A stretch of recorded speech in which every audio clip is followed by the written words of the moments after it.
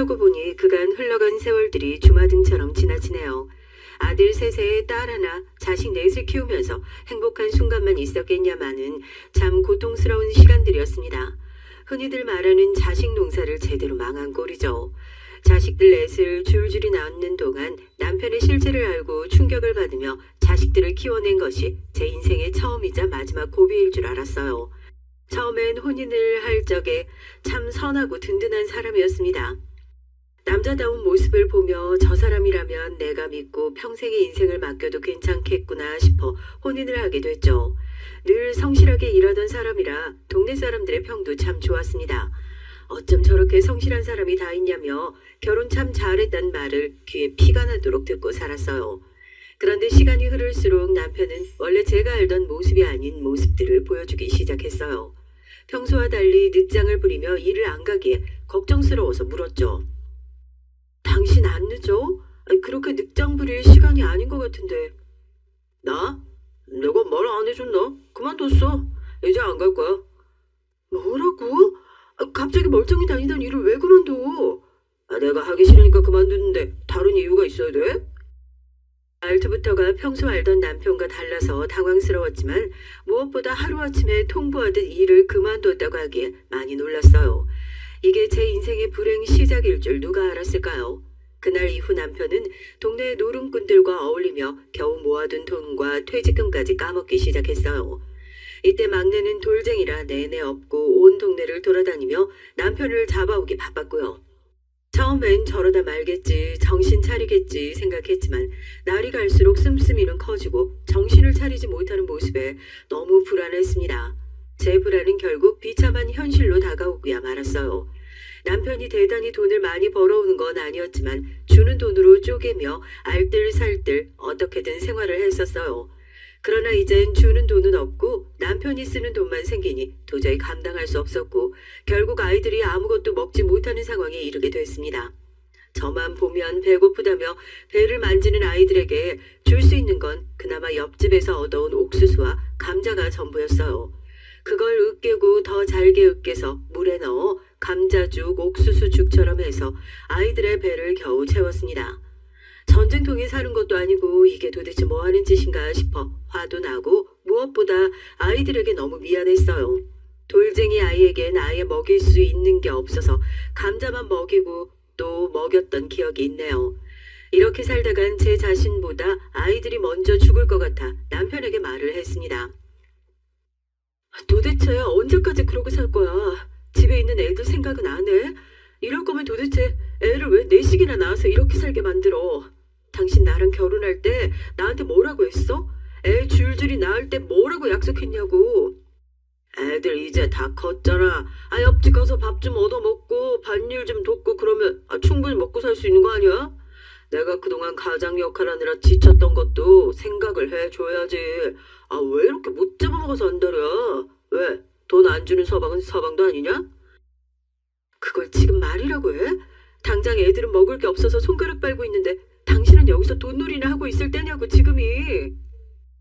내가 경고하는데 서방은 하늘처럼 모시는 존재지 당신처럼 무시하는 존재가 아니야. 알아들어? 한 번만 더 거슬리게 말해봐. 그땐 가만 안 둘 줄 알아. 자식이고 뭐고 다 필요 없으니까 나한테 아무 말도 하지 마. 돌아올 거라 믿었던 남편은 돈놀이에 제대로 빠져 아예 집에도 들어오지 않았어요. 전 이런 남편에게 너무 큰 실망을 했지만 더는 싸울 수도 없이 남편이 사라지고 말았죠.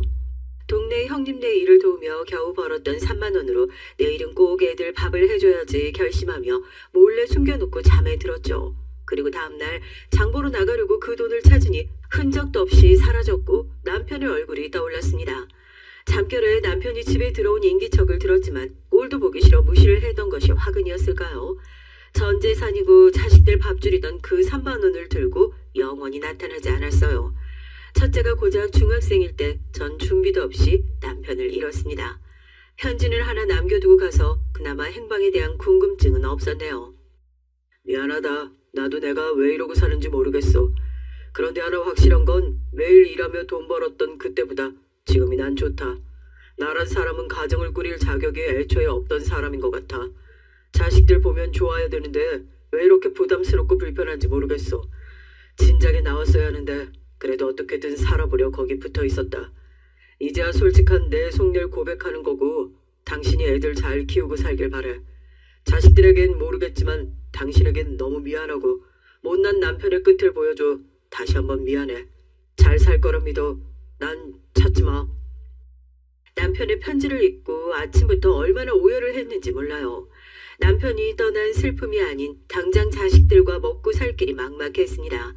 그래도 대한민국 엄마는 강하다고 어디서 무슨 힘이 나고 무슨 생각으로 그렇게까지 했는지 모르겠지만 그 일은 오전부터 전 무작정 읍내 시장으로 나갔어요. 온 시장 가게를 다 돌아다니며 말했습니다. 저희 일 좀 시켜주세요. 정말 잘할 자신 있어요. 이게 제 자식들 생명줄이라 목숨 걸고 하겠습니다. 그렇게 돌아다니다 한약재를 파는 가게에서 일을 하게 됐습니다. 아침부터 저녁까지 일을 해야 해서 자식들을 돌볼 수 없었지만 그래도 첫째와 둘째가 알아서 동생들을 챙겨줘서 안심했죠. 자식들에게 또 다른 자식을 맡긴다는 건 미안했지만 배 골치 않고 먹고 살려면 이 길 말곤 답이 없었어요. 한약재 파는 가게에서 일해 번 돈으로 자식을 먹이고 입히고 공부시키고 그렇게 평생을 살았습니다. 그럼에도 돈이 부족할 땐 막노동 공사판에 무작정 갔죠. 여자라고 일을 절대 안 시켜주려고 했지만 빌고 또 빌어서 하루씩 추가로 일을 하기도 했고요. 젊었던 저였지만 몸을 혹사시키며 돈을 벌어서인지 일찍부터 온 관절이 다 망가질 정도로 많이 힘들었어요. 이렇게 힘들게 살았지만 그래도 제게 하나의 희망은 있었습니다. 바로 제 자식들이었죠. 첫째와 둘째는 제가 굳이 말하지 않아도 아버지가 도망갔다는 것도, 그래서 엄마인 제가 어떻게든 먹고 살려고 발버둥 치는 것도 모두 알았습니다. 그러기에 불만 하나 갖지 않고 동생들을 돌본 것이죠. 그런 첫째, 둘째에겐 참 고맙고 늘 미안했어요. 제 몸 하나 갉아먹으며 고생했지만 사실상 입에 풀칠하기 바빴고 자식들에게 넉넉히 해준 것도 없었습니다. 그럼에도 자식들은 참 잘 자랐어요. 이건 막내 얘기를 뺐을 때까지의 얘기고 제 인생의 두 번째 고비던 막내 아들의 얘기를 지금부터 시작하겠습니다. 막내는 저뿐 아니라 형 누나들에게도 너무 어린 동생으로 참 보살핌 받고 사랑받으며 살았어요. 그러나 초등학생 어린 나이부터 온갖 사고를 다 치고 다녔습니다. 하루는 일을 하고 있는데 제게 선생님이 연락이 와서 급하게 학교를 쫓아가니 애 엄마 셋이 모여 제 아들을 혼내고 있었죠. 당신이 얘 엄마야? 도대체 자식 교육을 어떻게 시키는 거예요? 내가 한두 번은 사내들끼리 치고받고 하며 크는 거지 하고 넘어갔는데 이게 도대체 지금 몇 번째인 줄 알아요? 어디 어린 게 벌써부터 손찌검을 하고 있어 있기를. 이 얼굴의 흉짐은 어쩔 거예요? 에? 어쩔 거냐고. 죄송합니다. 제가 일하느라 애한테 신경을 못 써서 벌어진 일 같네요. 제대로 교육시키겠습니다. 죄송합니다. 아이 얼굴의 흉은 제가 치료받으실 수 있도록 같은 부모 마음으로, 이게 전부가 아니란 걸 잘 알지만 제가 할 수 있는 최선을 다하겠습니다. 들어보니 아버지도 안 계시고 혼자 돈 벌어 사남매 키운다던데 무슨 돈으로 어떻게 치료를 받게 해준다는 건데요? 그리고 아무리 먹고 살기 바쁘다고 해도 낳은 애면 부모로서 본인이 책임을 져야지. 왜 남의 집 귀한 자식한테 피해까지 주고 나서야 교육을 한다고 하죠? 네, 맞습니다. 아버지도 없고 저 혼자 자식 넷 먹여 살리겠다고 밤낮 없이 정신 못 차리고 일하느라 그러느라 벌어진 일이에요. 형 누난 그런 게 없어서 제가 너무 안일했던 것 같네요. 이제라도 제대로 교육시켜 두 번 다시 이런 일 없도록 하겠습니다. 저희 돈은 어떻게든 배상해 드릴게요. 학교를 쫓아가 보니 이미 친구를 때려서 문제가 된 적이 여러 번 있었고 제가 어떻게 사는지 알기에 애 담임 선생님 선에서 늘 무마시켜 제가 미처 몰랐던 거였어요. 이유가 뭐든 부모로서 책임을 다하지 못했다는 사실과 막내가 저렇게 친구를 괴롭히고 폭행까지 한다는 사실에 놀랐죠. 형 누나들에겐 전혀 보지 못했던 모습이라 어떻게 이 애를 훈육해야 할지 감이 잡히지도 않았습니다. 전 우선 혼내기보단 왜 그랬는지 묻고 싶었어요. 왜 그랬니? 엄마는 네가 친구를 여러 번 때린 그 이유가 궁금한데 말해봐. 단 절대 거짓말은 없어야 돼. 엄마가 다른 건 다 용서해 줄 수가 있지만 거짓말하는 건 절대 용서 못하는 거 알지? 자꾸 나한테 거지 새끼라고 놀리잖아. 아빠 없는 거지라고 하는데 내가 어떻게 참아? 나 아빠도 없고 돈도 없는 거지도 맞다고 그러고 때렸어. 이게 다 엄마 때문이잖아. 엄마가 아빠랑 잘 살고 있었으면 내가 왜 이런 일이 생기겠어? 무슨 이유든 폭력은 안 돼. 네 목숨이 위협받지 않는 이상 누구도 결코 때리면 안 돼. 어떤 이유라도 그건 있을 수도 없는 일이고 벌어질 수 없는 일이야. 너 아빠 안 계시고 우리 집 돈 없는 것도 맞아. 속상한 얘기고 창피할 수 있지만 받아들이고 인정하고 살아. 네가 스스로 인정하고 떳떳하면 누구도 널 괴롭힐 수 없어. 여기서 진석이 네가 잘못한 게 있어? 없잖아. 잘못이 없는데 왜 창피하고 부끄러워. 떳떳하게 살아. 막내의 말을 듣고 가슴이 미어질 듯 아팠지만 전 더 강하게 막내에게 밀어붙이듯 말했어요. 그리고 친구를 때린 것에 대한 벌을 세우며 두 번 다신 누구도 때리면 안 된다는 걸 단단히 못을 박아줬죠. 다행인지 상대 부모는 제게 돈을 요구하진 않았고 오히려 사과를 했습니다. 그날 제가 말이 너무 심했는데 그건 미안해요. 애가 자꾸 맞아서 오니까 너무 화가 나서 저도 모르게 말이 참 세게 나갔어요. 아무리 생각해도 괘씸하고 열이 받더라고요. 그래도 어른으로서 애들 앞에서 할 소리는 아니었는데 정말 미안해요. 아닙니다. 자식이 자꾸 괴롭힘 당하고 오고 맞고 왔으면 저라도 가장 아픈 말을 했을 것 같아요. 이렇게 너그럽게 이해해 주시고 형편 생각해서 돈도 안 받으시고 참 감사합니다. 덕분에 진석인 제대로 잡았어요. 모르고 지나갔다면 더 큰일 벌어졌을 거라 이쯤에서 제게 알려주셔서 감사합니다. 그렇게 막내의 사고는 이렇게 끝이 나는 줄 알았습니다. 그러나 날이 갈수록 나이가 먹을수록 사고치는 수준이 너무 심각해졌고 제가 감당하기가 점점 벅차지기 시작했어요. 친구를 때리는 건 기본이고 물건을 뺏기도 하고 나쁜 친구들과 어울려 미성년자가 해선 안 될 흡연을 하기도 하며 술까지 마셨습니다. 학생으로서 할 수 있는 모든 나쁜 짓은 혼자 다 하고 다녔어요. 이런 막내를 때려도 보고 험한 말도 해보고 그래도 안 듣기에 빌어도 봤습니다. 진석아, 도대체 왜 그러니 정말. 너 자꾸 사람 때리고 그럴 거야? 합의금으로만 날린 돈이 몇 천만 원이야. 그거 엄마한테 있는 돈도 아니야. 가게 사장님께 빌고 빌어서 10년 계약해서 쓰고 빌린 돈이야. 엄마 그거 10년 동안 갚아야 하는 돈이라고. 너 정말 엄마 미치는 꼴 보고 싶어서 그래? 엄마가 너한테 큰 걸 바란 게 뭐 있니? 그냥 학생답게 그렇게 학교만 다니고 졸업만 하라고 한 게 그렇게 어려워? 어려운데? 내가 학교 졸업하면 할 수 있는 게 뭐가 있어? 집안에 돈 한 푼 없는데 내가 뭘 하고 싶다고 하면 밀어줄 수나 있냐고. 그냥 어차피 안 봐도 망한 인생이니까 내 멋대로 하고 싶은 거 하면서 살 거니까 제발 좀 훈수 두지 마. 씨알도 안 먹히는 거 알면서 왜 이렇게 말이 많아? 엄마도 이제 예전 같지가 않어. 많이 늙었고 힘들다고. 이젠 일하는 것도 힘들고 허리도 제대로 못 펴겠다. 언제까지 엄마가 네가 벌인 일들 해결해 줄 수 있을 것 같아? 너 이러다 하루아침에 엄마 죽으면 어쩌려고 그러니 정말. 원래 엄마같이 멋도 없는 사람들 명줄이 길어. 그니까 먼저 죽냐 뭐네 이런 쓸데없는 걱정 하지도 마. 그리고 나한테 신경 끄고 살란 내 말이 어려워? 그냥 신경 끄면 끝인데 왜 이렇게 사람을 귀찮게 해? 막내와 한참 대화를 나누는데 딱 남편이 떠올랐어요. 제게 상처 주는 말들만 반복하던 남편과 막내의 모습은 많이 닮아 있었고 전 그래서 더 미안했습니다. 제가 저런 사람들 만나지 않았더라면 그런 못난 모습의 막내는 없었을 텐데 하며 자책을 많이 했던 것 같아요.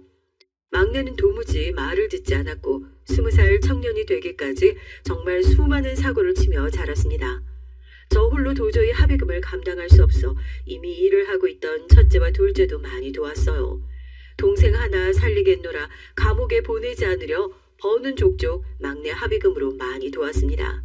그러나 막내는 그런 감사함도 모른 채 성년이 된 후 폭주하기 시작했어요. 그동안 사고 치던 건 거의 애들 장난 수준이었고 본격적으로 말입니다. 그 전까진 폭행과 사람을 괴롭히는 거였다면 어느 순간 자꾸만 사기를 치고 다녔어요. 그런 막내를 늘 예의주시했지만 제가 보이지 않는 순간 일들까진 막을 길이 없었죠. 하루는 일을 마치고 집에 있는데 대문을 부술 듯 두들기는 남성들을 발견했습니다. 아니, 누군데 남의 집 대문을 그렇게 두들겨요? 이 아줌마가 누가 큰 소리를 쳐야 되는데 누구한테 큰 소리 치고 있어 지금? 김진석의 애미요? 아이 망할 자식 지금 어딨어? 그 자식이 지금 우리 돈 다 들고 잠적했는데 어디냐고. 애미니까 알 거 아닙니까? 아유, 그게 무슨 소리예요? 진석이가 돈을 들고 잠적했다고요? 그 망할 자식이 투자하라면서 우리 돈 1억을 갖고 튀었다고요. 이 자식 콩밥 먹일 거니까 그렇게 알고, 만약 숨겨주고 있는 거면 당신도 같이 콩밥 먹일 거니까 그렇게 알아. 그 자식 연락 오면 바로 연락하시고, 알아들어요? 심장이 벌렁거려 주저앉고 말았습니다.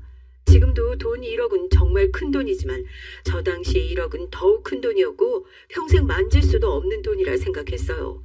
그런데 그렇게 큰 돈을 들고 잠적했단 막내 아들 소식을 믿을 수가 없었습니다. 분명 서울에 가서 취업도 했고 숙식 제공받으며 잘 살고 있다고 했어요. 이 말을 다 믿은 건 아니지만 정말 일을 하고 있다고 생각했고요. 그러나 모든 것이 거짓이었고 정말 돈 1억을 들고 잠적을 해버렸습니다. 아무리 연락을 해도 닿을 길이 없었고 이미 경찰에 넘겨진 상황에 아들은 합의금이 없으면 무조건 감옥에 들어가는 상황이었죠. 잠적한 아들을 바로 찾지 못해 상황은 더욱 심각해졌고 첫째, 둘째와 함께 미칠 것 같았어요.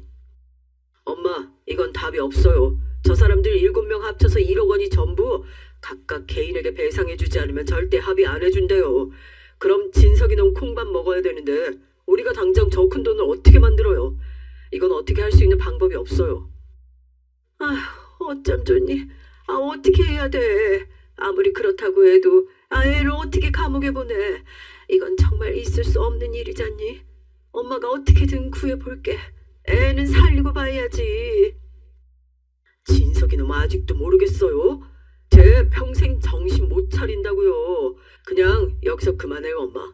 죗값 치르고 나오면 정신 차리겠죠. 이것도 막아주면 저는 평생 이렇게 살 거예요. 우리가 돈이 어딨다고 여태 해줬는데 뭘 더 해줘요? 이번만 막아보자. 어떻게든 해보자. 엄마가 미안하다. 분명 지도 사고치고 무서워서 나타나지 못하는 것 같은데 이번을 끝으로 정말 정신 차리게 해볼게, 엄마가. 자식들에겐 정말 미안했지만 아무리 못난 자식이라고 한들 자식인지라 감옥에 보낼 수는 없었어요. 전 피해자들을 모두 찾아가 봐줄 때까지 무릎을 꿇고 기다리고 두 손 모아 빌고 최대한 합의금을 낮춰 합의를 할 수 있도록 빌고 또 빌었습니다. 그렇게 며칠 내내 빌고 다니던 중 드디어 경찰에 잡혀 수갑찬 막내 아들을 볼 수 있었죠. 진석아, 도대체 이게 무슨 일이냐? 너 도대체 왜 그랬어? 돈 1억은 또 다 어디 간 건데? 그걸 네가 그 짧은 시간에 다 쓴 거야? 너 이러다 감옥 가. 아니, 합의금 못 만들면 너 가야 돼. 도대체 무슨 생각으로 사니? 정말 엄마 죽는 걸 보고 싶어서 그래? 투자했어. 나도 당한 거라고. 그 사기꾼들은 이미 외국으로 튀어버렸고 내가 다 뒤집어 쓴 거라고 지금. 어떻게 합의금 구해봐. 나도 억울해서 그 사기꾼들 꼭 잡을 거니까 어떻게든 구해보라고. 감옥을 내가 어떻게 가. 그러니까 그냥 착실하게 월급 받으면 일이나 하지. 도대체 왜 그런 무서운 짓을 벌이는 거야? 네가 무슨 투자야? 뭘 안다고 투자냐고. 겁도 없이 돈 1억을 어떻게 굴릴 수가 있어. 그만하고 합의금이라 마련해서 어떻게든 빼내라고. 이렇게 못 끌려간다고. 나 그 자식들 잡으면 돈 받을 수 있고 그럼 다시 줄 테니까 우선 당장 합의금만 구해봐. 막내는 제게 전혀 미안한 기색이 없었어요. 막내의 말을 들어보니 투자를 권유받았고 더 많은 투자자들을 데려오면 한 명의 금액당 조금씩 더 떼어주기로 했다고 했죠.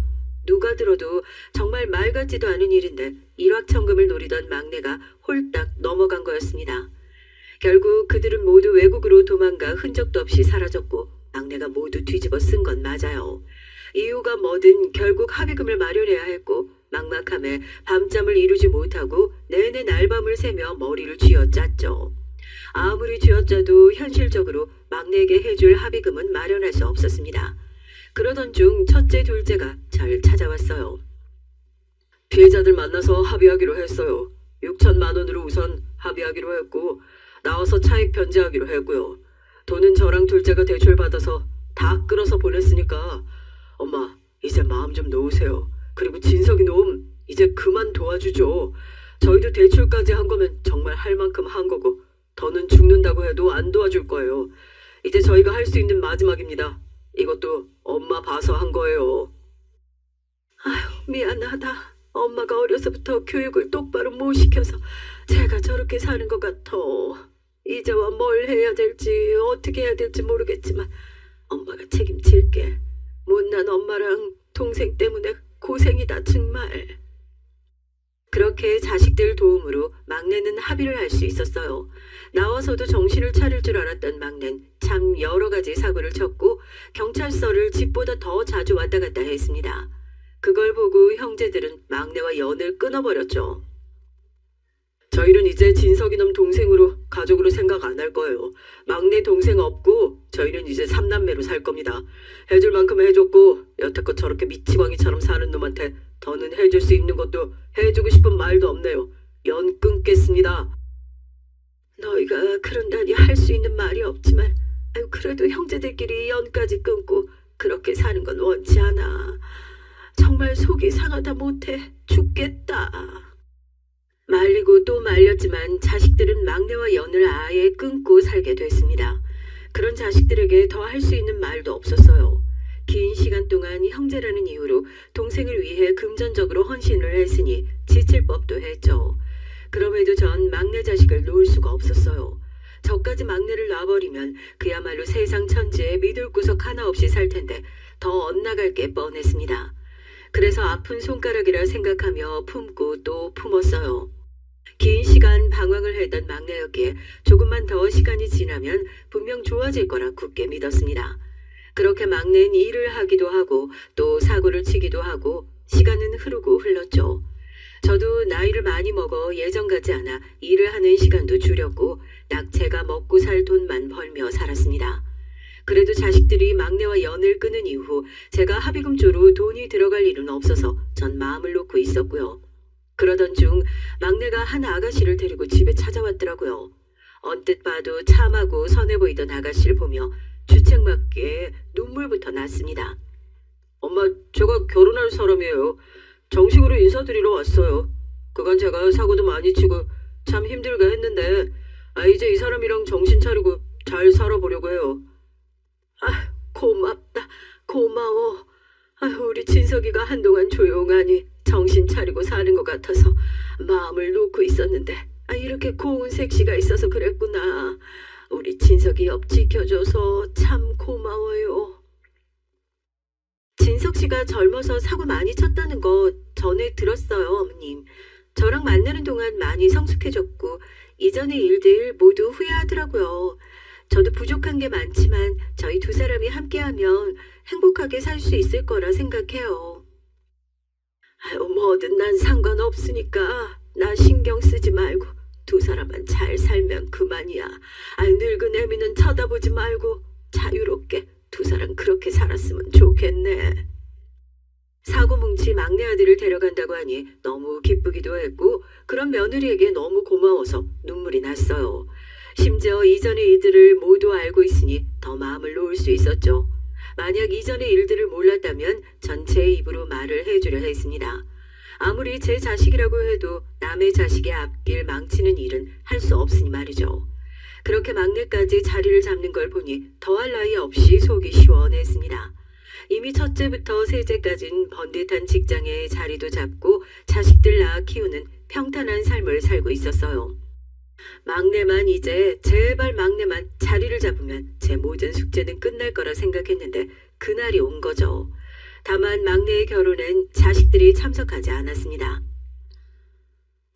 그래도 너희들이 형제인데 눈 딱 감고 결혼식은 와줘라. 안 그래도 아버지 안 계셔서 엄마 혼자 자리 지켜야 되는데 뻔히 형제들이 있는 거 아는데 전부 안 오면 사돈 측에서 뭐라고 생각하시겠어. 어머니, 그런 일로 마음 풀고 갈 거였으면 연 끊는단 말도 안 했을 거예요. 진석인 정말 제 동생 아닙니다. 이건 시간이 지난다고 풀릴 문제도 아니고요. 그냥 어머니만 가세요. 저희들은 안 갑니다. 완강한 자식들의 의견에 더 물을 수도 없었고 그렇게 초라하고 하객이 많이 빈 채로 식을 올렸어요. 막내라도 살갑게 굴고 형 누나들에게 가서 진심으로 사죄했더라면 상황이 많이 달라졌겠지만 막내 역시 한 성격하게 그러지도 않았고요. 본인 결혼식에 형제들이 아무도 안 와서 부끄러웠다는 이유로 더 큰 소리를 냈죠. 그게 가족이냐고. 언제적 얘기 들먹거리면서 영 끝내만에 저러고 있어 쪼잔하게. 셋이 똘똘 뭉쳐서 평생 그렇게 살라 그래. 나도 저런 형제들 둔 적 없으니까 앞으로 난 외동이라고 생각하고 살 거야. 여태껏 그래왔고. 엄마도 저 인간들 얘기 나한테 전하지 마. 죽든 살든 내 알 바 아니니까. 진석이 넌 그러면 안 돼. 너 사고 친 돈 물어낸다고 대출 받은 거 아직도 갚고 있어. 형 누나들은. 걔네들 그냥 지들 앞가름하면서 살았으면 지금 더 풍족하게 살 수 있는데 동생이라고 가족이라고 너 도와준다고 저렇게 살잖아. 그나마 직장이라도 탄탄하니 저 정도지. 안 그랬으면 우리 가족 전부 쫄딱 망했어 이놈아. 형 누나들이 너한테 아무리 모질게 해도 네가 먼저 다가가야지. 뭘 더 해줄 수 있겠어. 형 누나들이 가족이라고 해도 형제라고 해도 저렇게까지 해주는 형제 없다. 늘 말로만 나 챙기는 척하지만 결국 엄마도 잘난 자식은 좋은 거 아니야? 이참에 엄마도 그냥 나 버리고 잘난 자식들만 챙기면서 속 편히 살지 왜? 막내가 저럴 때마다 속이 터질 것 같았지만 전 내버려 뒀어요. 이제 젊은 날처럼 싸울 힘도 없었기에 그러려니 하며 말았죠. 또 며느리와 가정 꾸리고 살고 있으니 그걸로 조금은 안도를 하며 살았습니다.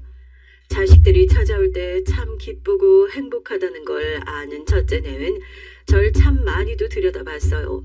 평소 집에 고장난 것들, 너무 낡은 것들도 알아서 다 바꿔주고 첫째로서 늙은 애비를 대신해 많은 역할을 해줬습니다. 생일을 앞둔 제게 큰 선물을 주기도 했고요. 엄마, 저희 부동산 투자하다 좋은 땅 하나 발견했는데 이건 엄마 생신 선물로 드릴 테니까 이걸로 앞으로 편하게 사세요. 충분히 가치 있는 곳이라 많이 오를 거예요. 그걸로 그간 고생 다 털고 또 후는 편하게 사셨으면 해요. 큰아들 내외는 막내 빚 때문에 허덕이다 우연찮게 부동산 투자를 소소하게 시작하게 됐고 그 투자 길들이 다 대박이 터졌대요. 드디어 빚도 전부 갚고 넉넉히 풍요롭게 사는 큰아들 내외를 보니 하늘에 감사했습니다. 그런 제게 땅을 준다고 했지만 결국 이 모든 것은 자식들에게 돌려줄 생각이라 거부하지 않고 받았죠. 이후 본인들이 선물한 제 땅으로 이것저것 투자를 하기 시작했고 놀랍게도 1년 후 상상만 하던 삶을 살게 됐습니다. 적당하게 치솟았을 때 딱 팔고 빠졌는데 그 차익만 해도 억소리가 났죠. 전 평생의 꿈이었던 마당 있는 주택으로 이사를 했고 정원엔 자식들과 손주들 오면 신선하게 바로 따서 먹일 수 있는 채소들을 가꾸며 살았어요. 늘 이룰 수 없는 꿈이라 더 간절했는데 제 평생 이런 날이 올 줄은 상상도 못했습니다. 그렇게 좋은 집에서 홀로 사니 왠지 모르게 적적함에 강아지 한 마리도 키우며 여유롭게 살았습니다. 새끼 강아지를 데려왔는데 꼭 자식들 어린 시절 육아하는 기분이 들어서 좋기도 했고요. 그때도 이렇게 풍족했으면 더 해줬을 텐데 하는 마음도 들었고요. 통장에 로또 맞은 수준의 돈이 있다는 것도 신기했고 그 돈들을 자식들 몫으로 잘 쪼개두고 제가 쓸 돈만 빼놓고 쓰며 살았습니다. 늘 홀로 힘들게 사는 애미가 걱정스러웠던 자식들은 이제야 넉넉히 편하게 사는 저를 보며 많이 행복해했죠. 자식들은 모두 안정적으로 살았기에 아무런 걱정이 없었지만 막내를 떠올리면 여전히 걱정이 태산이었습니다. 막내 내외는 제게 아쉬운 소리를 하지 않았지만 너무 조용한 것이 큰 폭풍으로 다가올까 무서웠어요. 며느리에게 돈을 쥐어주고 싶어도 막내 귀에 들어갈까 조심스러워 따로 챙겨주지도 못했고요. 다만 먹고 사는 거라도 넉넉하면 어떨까 싶어 쉴 틈 없이 반찬을 해다 줬죠. 막내 며느리는 늘 제게 웃는 얼굴로 괜찮다고만 했기에 도무지 어떻게 사는지 알 길이 없었습니다. 그러던 어느 날 제가 재산이 많아졌다는 걸 알게 된 막내는 집으로 곧장 찾아와 날뛰기 시작했어요. 이게 다 뭐야? 정말 이런 집에서 엄마가 살고 있었어? 큰형이 다 해줬다니 사실인가 보네. 이렇게 좋은 집에서 누리면서 살 때 내 생각은 안 났어? 우리 하루살이 인생처럼 겨우 먹고 살고 있는데 어떻게 이럴 수가 있어? 진서가, 아유, 너 또 왜 그러니 정말. 이거 다 네 형이랑 형수가 해준 거고, 엄마는 돈 없어. 먹고 살 돈 말고는 없다고. 내가 형을 아는데 이 집 정도 해줬으면 돈을 얼마나 쥐어줬겠어. 그러지 말고 3천만 원만 줘. 우리 그 돈이면 다 해결할 수 있으니까. 막내는 제게 찾아와 대뜸 3천만 원을 해달라고 날뛰었지만 곧 죽어도 돈이 없다고 하며 겨우 돌려보냈어요. 다 늙은 애미한테 찾아와 돈이나 달라는 막내를 보며 오만 가지 생각이 스쳤죠. 확실한 건 자식들 말처럼 평생을 저렇게 살겠구나. 그때 깨닫게 됐습니다. 아무리 자식이고 아픈 손가락이라고 해도 그냥 굳게 마음을 먹고 거리를 뒀어야 됐는데 후회스럽기도 했고요. 한참 난리를 치고 갔기에 또 찾아올 줄 알았던 막내는 의외로 조용했어요.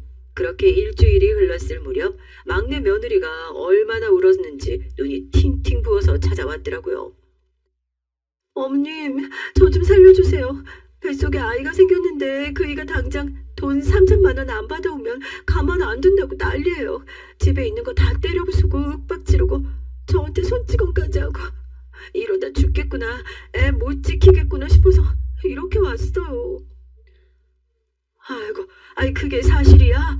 아유, 그러고 가서 너무 조용하길래 이상하다 생각은 했다. 몸은 괜찮은 거야?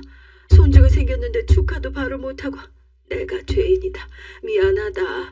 너 보면 당장이라도 돈 쥐어주고 싶은데 진석이 놈이 또 정신 못 차리고 헛짓거리 할까봐 내가 절대 못 준다고 했던 거야. 어머님, 저 이 아이 꼭 낳고 싶어요. 정말 어렵게 생긴 아이예요. 무슨 수를 써서라도 지켜야 돼요. 제발 도와주세요. 며느리의 모습에 눈물이 나 한참을 끌어안고 울었어요. 제가 해야 하는 역할을 며느리에게 떠넘긴 것 같은 미안함과 뱃속의 손주 소식을 이렇게 들을 수밖에 없는 현실이 너무 아팠죠. 전 며느리에게 몰래 3천만 원을 쥐어주고 막내에겐 절대 들키지 말라고 신신당부를 했습니다. 아무래도 불안해서 매일같이 반찬을 준다는 핑계로 막내 집을 찾아갔어요. 저를 보면 여전히 투명인간처럼 취급하던 막내였지만 며느리가 괜찮다고 말 한마디 해주면 그나마 집으로 다시 올 수 있었죠. 그래도 돈을 쥐어줬으니 며느리가 현명하게 급한 불을 다 끌 거라 생각하고 최대한 마음을 놓고 있었습니다. 바로 다음날 며느리에게 전화 한 통이 걸려왔어요. 어머님, 저 다 잃었어요. 저 이제 어떻게 살아야 될지 모르겠어요. 아유, 무슨 일이냐? 무슨 일 있어? 왜 그러니? 제 통장을 몰래 봤더라고요. 아무래도 어머님이 계속 오시는 게 꼭 그 일을 감시하러 오시는 것 같다면서요. 그리고 3천만 원 보자마자 돈 내놓으라고 소리 지르고 난리치다가 제가 맞았거든요, 어머님. 그렇게 애기도 가버렸어요. 며느린 유산을 하고야 말았습니다. 전 막내 자식이 정말 사람처럼 보이지 않기 시작했어요. 아무리 그래도 본인 아이를 가진 와이프를 때리는 썩을 놈은 없다고 생각했습니다. 돈 3천만 원을 다 들고 막내는 또 소리 소문 없이 사라지고 말았죠. 전 며느리에게 너무나 죄스러워서 얼굴도 차마 들지 못하게 했었어요. 집으로 데려와 몸에 좋다는 건 다 해먹이고 몸조리를 할 수 있도록 최선을 다했지만 남편이 돈 들고 나가 애까지 잃게 한 며느리의 마음 상태가 좋을 리가 없었죠. 미안하다는 말도 할 수 없을 정도로 죄스러워서 며느리의 얼굴을 보는 것도 면목이 없었죠. 그럼에도 며느린 제게 그랬습니다. 어머님, 저한테 미안해하지 마세요. 어머님도 원치 않으셨던 상황이고 어떻게든 도와주시려 했던 것 잘 알고 있어요. 어머님이 자꾸 절 제대로 못 쳐다보시니 제가 더 죄송해져요. 아들 자식 잘못 키워서 결국 이 사단을 만들었다 내가. 해줄 수 있는 것도 고작 이런 것뿐이고. 아유, 이제라도 진석이 놈 떠나서 너 혼자 편하게 살아. 내가 도와줄게. 전 며느리에게 아들과 이혼할 것을 권유했어요. 한평생 부모라는 죄로 아들놈 하나 사람 만들겠다고 별짓을 다 했지만 여전한 건 결국 바뀔 수 없다고 확신을 했죠. 그렇게 며느리가 아들 옆에 있으면 더 다칠 것 같아 이제 그만 떠나라고 했습니다. 그러나 며느린 이렇게 말을 했어요. 어머님, 저 사람 저까지 떠나면 더 망가질 거예요. 그래도 남편이고 제 사람인데 챙겨야죠. 분명 정신 차리고 돌아올 거예요. 꼭 예전에 제 모습을 보는 것 같았죠. 며느리의 마음이 그렇다면 전 뒤에서 조용히 도와주며 묵묵히 기다리는 것 말고는 할 수 있는 게 없었어요. 그렇게 며느리는 회복하기 시작했고 웃음이 나지도 않을 텐데 제가 걱정을 하니 억지 미소를 보이곤 했습니다.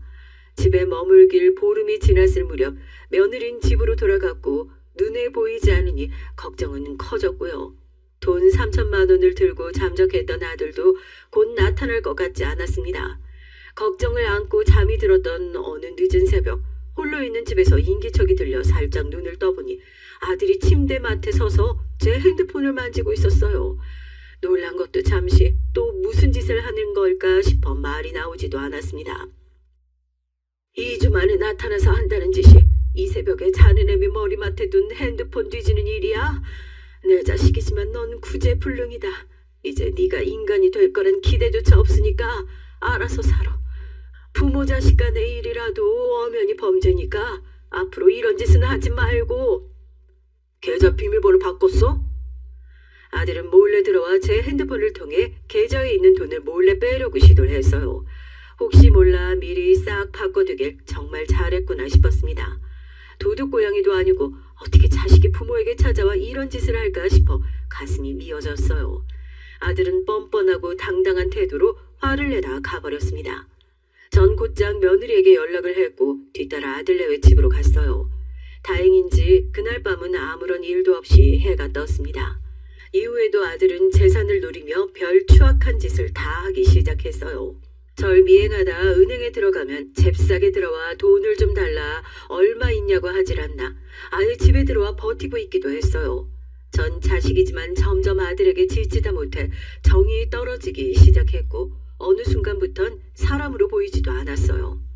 겉으로 영 끊고 살자고 말은 하지 않았지만 제 속으론 그렇게 생각하며 지내기 시작했습니다. 예전과 다르게 차가운 태도를 유지하니 아들놈도 당황을 한 건지 비로소 정신을 차리기 시작했죠. 정말 몇 년 만에 착실하게 일을 하겠다며 작은 회사에 취직을 했고 사람처럼 그렇게 살기 시작했어요. 심지어 며느리에게도 진심 어린 사과를 하고 처음으로 보는 가정적인 모습을 보이기도 했고요. 제게 가장 중요한 건 아들놈이 정신 차린 것도 믿을 수 없었기에 며느리였습니다. 그런데 그 울상을 하고 괴로워하던 며느리가 웃더라고요. 그 웃는 모습을 처음 인사 올 때 이후 처음 보는 거라 전 그 모습에 눈물이 하염없이 났습니다. 그제야 마음이 놓이기 시작했어요. 이렇게 아들내외가 잘 지내면서 저도 며느리도 빌고 빌던 손주 소식도 들을 수 있었죠. 이제야 평생 숙제가 모두 끝맺음을 하는 기분이 들었고요. 긴 고통 속에서 한 줄기 빛처럼 비로소 제 아픈 손가락도 멀쩡히 사는구나 싶었습니다. 그런데 그 기쁨도 잠시 막내는 절 조용히 찾아왔어요. 이번에 정말 좋은 사업 제안 받았거든. 그런데 자금이 부족해서 엄마가 좀 투자해준다고 생각하고 도와주면 좋을 것 같은데. 곧 아이도 태어날 거고 정말 정신 차리고 있으니까 믿고 투자 좀 해줘. 돈 없다. 지금 너 일하는 걸로 너희 가족 충분히 먹고 살 수 있으니까 너 스스로 해결할 생각해. 아유 자꾸 가족들한테 기대려고 하지 말고. 좀 주라고. 돈 있는 거 뻔히 하는데 왜 그러냐고 대체. 정신 차리고 살고 있는 거 봤잖아. 아들이 저와 며느리에게 보여준 건 모두 연극이었습니다. 정신 차린 척하며 사는 걸 보여주고 손주도 생긴 마당에 이번엔 제가 도와줄 거라 생각을 했었던 거죠. 아들은 저를 믿고 이곳저곳에 돈 빌리고 난리를 쳐놨고 결국 그걸 갚지 못하고 독촉을 당하고 있었어요. 이걸 며느리가 알게 됐고 다시금 불안함에 눈물을 보이기에 전 당장 급한 짐만 싸서 저희 집으로 데리고 왔어요. 이번엔 꼭 며느리와 손주를 지키겠노라 굳게 다짐을 했습니다. 전 우리나라에서 가장 유명하다는 보안업체에 연락을 해서 집 곳곳에 사방에 보안 세콤을 설치를 했고요. 그리고 대문에 있던 울타리가 낮은 편이라 그것도 성벽처럼 단단하게 높게 바꿔버렸습니다. 며느리를 제가 데려온 걸 분명 알 테니 이 집안에서도 지켜내야 했기에 할 수 있는 최선의 선택을 했어요. 그리고 아들에게 말했습니다. 너 똑똑히 들어. 너한테 줄 돈 1원도 없으니까 앞으로 돈돈거리며 찾아오지 마. 이젠 넌 내 자식 아니다. 형제들한테 버림받았을 때 넌 정신을 차렸어야 했고 애민 자식들 말 듣고 널 낳았어야 했어. 이게 내 평생 한이고 후회다. 못 지킨 내 손주 이번엔 내가 직접 지킬 거고 내 며느리도 내가 지킬 거야. 이제부터 내가 하는 모든 행동에 어떠한 선조도 없으니까 적어도 사람이라면 생각이란 걸 하고 움직이길 바란다. 그렇게 아픈 손가락을 제 손으로 잘라내버렸고 며느리와 손주를 지키는 것에 집중하며 지냈어요. 이 소식을 모두 알았던 자식들이 어느 정도 도와주어 함께 지냈습니다. 막내를 미워하긴 했지만 죄 없는 며느리와 생길 조카를 지키기 위한 선한 제 자식들을 선택했어요. 전 그렇게 지키고 있는 태어날 손주가 너무나 귀해 손주의 예정일로 모든 비밀번호를 바꿔버렸어요. 아들놈 때문에 주기적으로 비밀번호를 바꾸고 있었죠. 조금만 더 버티면 손주도 태어날 것이고 그럼 새로운 곳으로 이사를 아예 보낼 작정이었죠. 하도 긴장을 해서 그런지 몸이 너무 아프던 어느 날 밤 꽤나 깊게 잠들었고 다음날 개운함에 눈을 떴어요. 그리고 통장에 있던 제 4억 6천만 원이 전부 사라지고 영원이 된 걸 보게 됐죠. 그리고 울리는 전화 벨소린 며느린 전화를 받았고 아들이 잡혀있던 경찰의 전화였습니다. 급히 며느리와 가보니 수갑차고 고개를 푹 숙이고 있는 아들을 발견했어요. 아들은 제가 며느리를 보호하고 있는 걸 알고 쉽게 쳐들어오지 못하던 중 며느리가 혼자 장보고 오는 그때를 노렸습니다. 며느리를 협박해서 제 재산을 빼내지 않으면 친정집부터 주변 모든 사람들을 박살낸다고 했다고 해요. 심지어 뱃속의 지 자식도 협박을 하기도 했고 저 역시 더는 못 살게 할 거라며 협박을 했다고 합니다. 며느리는 이 모든 사실을 제게 털어놨고 전 특단의 조치를 취했어요. 도둑고양이의 생각이 짧은 아들이 스스로 덫에 빠지도록 모든 걸 설계해버렸습니다. 보안을 위해 달아둔 세콤도 싹 없애고 스스로 집안으로 들어오게 유인을 했죠. 실제 제 재산은 며느리에게 모두 보내놨고 그렇게 끝까지 노래를 부르던 3천만 원을 통장에 넣어뒀습니다. 제 모든 비밀번호가 손주 예정일인 것도 살짝 흘려나서 다 알고 있었죠. 집 현관 비밀번호부터 손주 예정일로 들어온 아들놈은 뭐가 신나는지 콧노래를 부르며 집안으로 들어왔어요. 그렇게 잠든 척 연기를 하는 저를 뒤로하고 제 핸드폰 은행 어플을 켜 3천만 원을 빼갔습니다. 전 즉시 다음날 경찰에 신고를 해버렸고 며느리도 아들을 신고했어요. 상습 가정폭력과 평소 며느리의 계좌와 돈을 수시로 손댄 것, 아이를 잃게 만든 것, 현재 하는 일이 불법인 것을 모두 증거로 제출을 했죠. 수갑을 차고 저를 본 아들은 이번에도 애미인 제가 빼내줄 거라 생각을 했지만 전 단호하게 말했습니다. 인생 살며 한 번 찰까 말까 한 수갑을 넌 도대체 액세서리 마냥 몇 번을 차는 거냐. 이제 내 자식도 아닌 너한테 이런 말할 가치도 없지만 내가 봤을 땐 너 그 수갑이 참 잘 어울리는구나. 진작 수갑차게 둘 걸 왜 그리 전전긍긍했는지. 자식이 뭐라고. 내 인생 최대의 수치자 후예인 진서가 평생 그렇게 살거라. 너에게 어떤 합의도 없으니까 기대조차 하지 말고. 제가 이렇게 강경하게 말하니 당황한 아들은 자리를 박차고 일어나 행패를 부렸고 그것을 말리는 형사를 폭행까지 해서 공무집행 방해에 폭력까지 죄명이 추가됐어요. 당신이 그러고도 내 부모라고 할 수 있어? 이거 지금 다 계획한 거지? 쟤랑 둘이 짜고 나 엿먹인 거 아니냐고. 그걸 이제 알았다니 참으로 놀랍다. 네가 그토록 애타게 찾던 내 전 재산은 네 와이프한테 있는데 이걸 어쩌니? 아까 말했듯 너한테 어울리는 인생을 살아. 콩밥 먹으면서. 아들은 모든 상황이 결국 스스로 덫에 걸렸다는 걸 알고 굉장히 분노했어요. 그렇게 그토록 제가 막았던 옥살이를 결국 하게 됐죠. 아들놈은 감옥에 들어가서 하루가 멀다 하고 편지를 쓰기 시작했습니다. 하루는 욕설이 가득한 편지가 오기도 했고 제발 합의를 해달라는 내용이 오기도 했고요. 죄송하다고 빌고 또 비는 편지도 있었어요. 전 그런 편지에도 아랑곳하지 않았습니다. 결국 사람 될 놈이 아니었으니 말이죠. 그렇게 옥살이를 하는 동안 단 한 명도 아들놈을 보러 가지 않았고 아예 없는 사람으로 취급하며 살았어요. 그 기간 내 며느리는 출산을 했고 저희 집에서 함께 살며 산후조리부터 모든 걸 옆에서 도왔습니다. 며느리가 슬프지 않기를, 괴롭지 않기를 바랐거든요. 그렇게 며느리와 살며 1년이 흐르고 2년이 흐르며 시간은 계속 흘러갔어요. 아들놈과 이혼은 했지만 저와 연을 끊길 바라지 않아 했고 저 역시 그저 감사할 뿐이었습니다. 유독 더 귀한 손주놈과 며느리와 그렇게 살았죠. 시간이 흐르니 제 눈엔 너무도 고운 우리 며느리의 인생이 아쉬웠습니다. 충분히 좋은 사람을 만나면 더 멋지게 살아갈 테니 말이죠. 그러지 말고 이제 좋은 사람 좀 만나봐. 사람을 계속 만나봐야 동반자인지 아닌지도 알지. 이렇게 고운데 언제까지 혼자 살 거야. 어머니도 참, 제가 무슨 재혼을 해요. 애 키우면서 어머님이랑 이렇게 사는 거죠. 며느리는 늘 손살이를 쳤지만 전 도와주고 싶었어요. 손주를 제가 보는 대신 나가서 일을 하라고 했죠. 그렇게 작은 회사 격리로 취직한 며느리는 사회생활을 하며 사람들을 만나니 정말 밝아졌습니다. 그리고 제게 좋은 소식도 들려줬어요. 회사 사장과 좋은 만남을 이어가고 있다는 소식이었죠. 사장이라는 사람은 며느리보다 5살이 많았는데 참 점잖고 사람이 멀끔하니 너무 좋은 사람으로 보였습니다. 능력도 있고 무엇보다 3살 된 우리 손주와 상처 많은 며느리를 품어주는 것에 감사했어요. 또 며느리와 제 사이 모든 사정을 다 알고도 받아주는 대인배였습니다. 이제 얼른 마음 받아주고 결혼해라. 남자가 결혼하자고 할 때 정신없이 가야 결혼할 수 있어. 차일피일 미루다 보면 결국 결혼은 절대 못한다.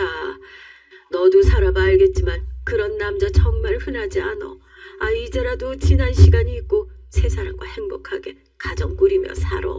그래야 내가 편히 눈을 감을 것 같다. 전 청혼을 받은 며느리에게 하루빨리 받아주고 결혼을 하라고 재촉을 했어요. 본인 씨가 아닌 우리 손주까지도 본인 자식처럼 품어주는 사람이었기에 우리 며느리와 손주를 보낼 수 있었거든요. 며느리는 한참 주저하는 듯 하더니 결심을 했고 결혼을 하기로 했습니다.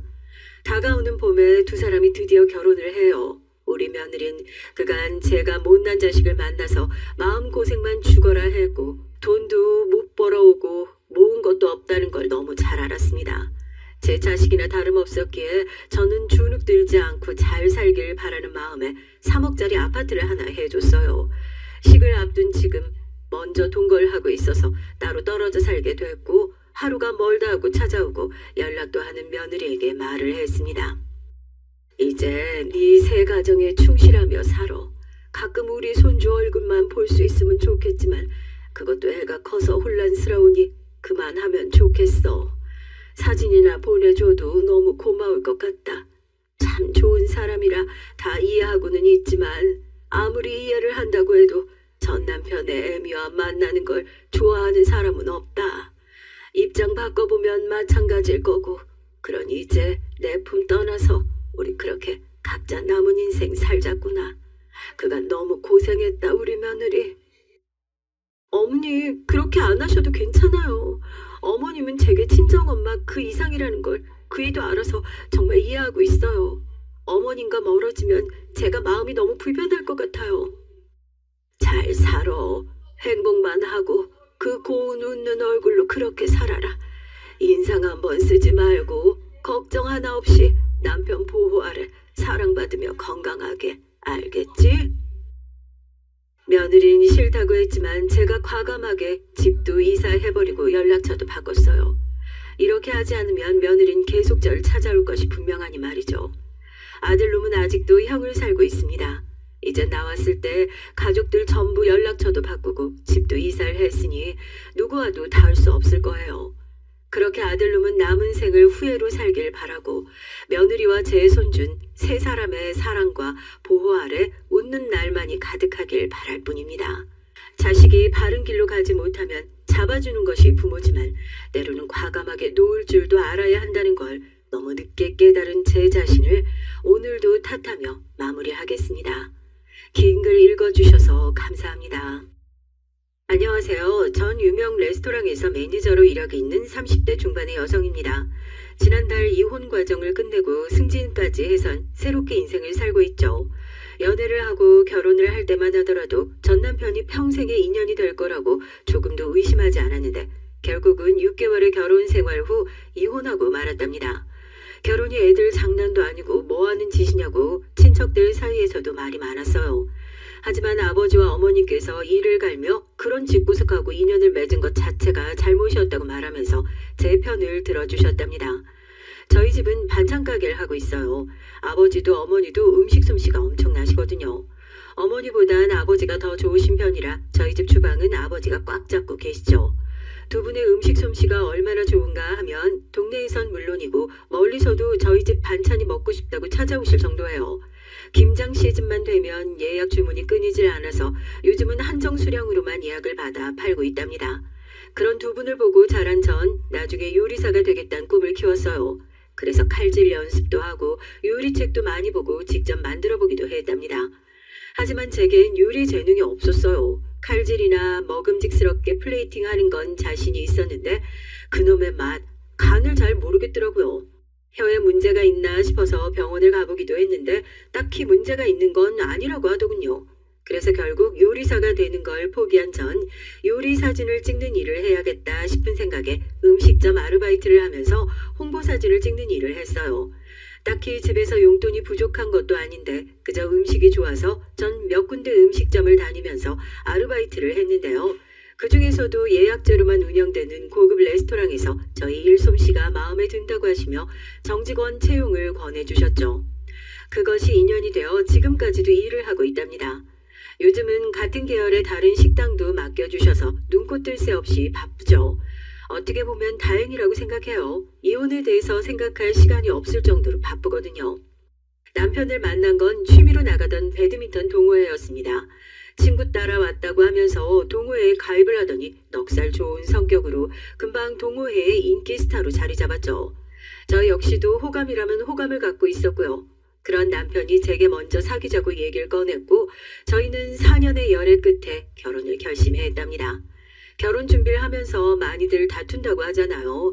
진짜 전 그런 일이 없을 줄 알았거든요. 그런데 이게 무슨 남편과 다투는 것이 아니라 시어머니와 하루가 멀다 하고 입씨름을 해야만 했답니다. 정말이지 사람 사이에도 상극이 있다고 들었는데 딱 저와 시어머니가 그런 관계였어요. 시어머니는 허세가 좀 있으신 편이었죠. 남들 앞에서 큰 소리 치는 걸 좋아하는 그런 사람이요. 결혼식장을 예약하는 것부터 시작이었습니다. 시어머니께서는 자신이 아는 사람들이 얼마나 많은데 작은 곳은 절대 안 된다고 하시면서 호텔에서 해야 한다고 하셨어요. 남편이나 전 비용적인 부분에서 무리라고 말씀드렸지만 시어머니께서는 호텔이 아니면 안 된다고 하시더라고요. 그렇게 작은 곳에서 볼품없이 결혼식을 할 생각을 하다니 새아가 넌 여자가 돼선 결혼식에 대한 로망도 없어? 어릴 때 입고 싶은 웨딩드레스, 꿈꾸던 결혼식장 이런 것도 없었니? 물론 있었죠. 지금 그 일랑 하나씩 제가 꿈꾸던 결혼식 준비하고 있는데요. 어머니, 저희는 이런 곳에 돈 쓰고 싶지 않아서요. 그 일랑 저랑 직장 근처에 집 구하는 거 하나만 하더라도 빠듯하거든요. 아니, 집을 둘이서 구한다고? 너희 친정은 뭐하고? 친정에서 집도 안 해준단 말이야? 그게 무슨 말씀이세요? 집을 제가 해오다니요. 시어머니께서는 결혼식 비용을 아껴 집을 장만하는 데 집중하고 싶다는 제 말에 정말 이제 충격적인 질문을 던지셨어요. 아니, 결혼하면서 혼수로 집을 해오라니요. 이게 무슨 말도 안 되는 소리랍니까? 전 시어머니께서 그냥 하시는 말씀이라고 생각했죠. 그런데 아니더라고요. 시어머니께서는 자기 아들이랑 결혼하면서 그런 것도 준비하지 않을 생각이었냐고 어처구니 없다는 표정으로 말씀을 하시더라고요.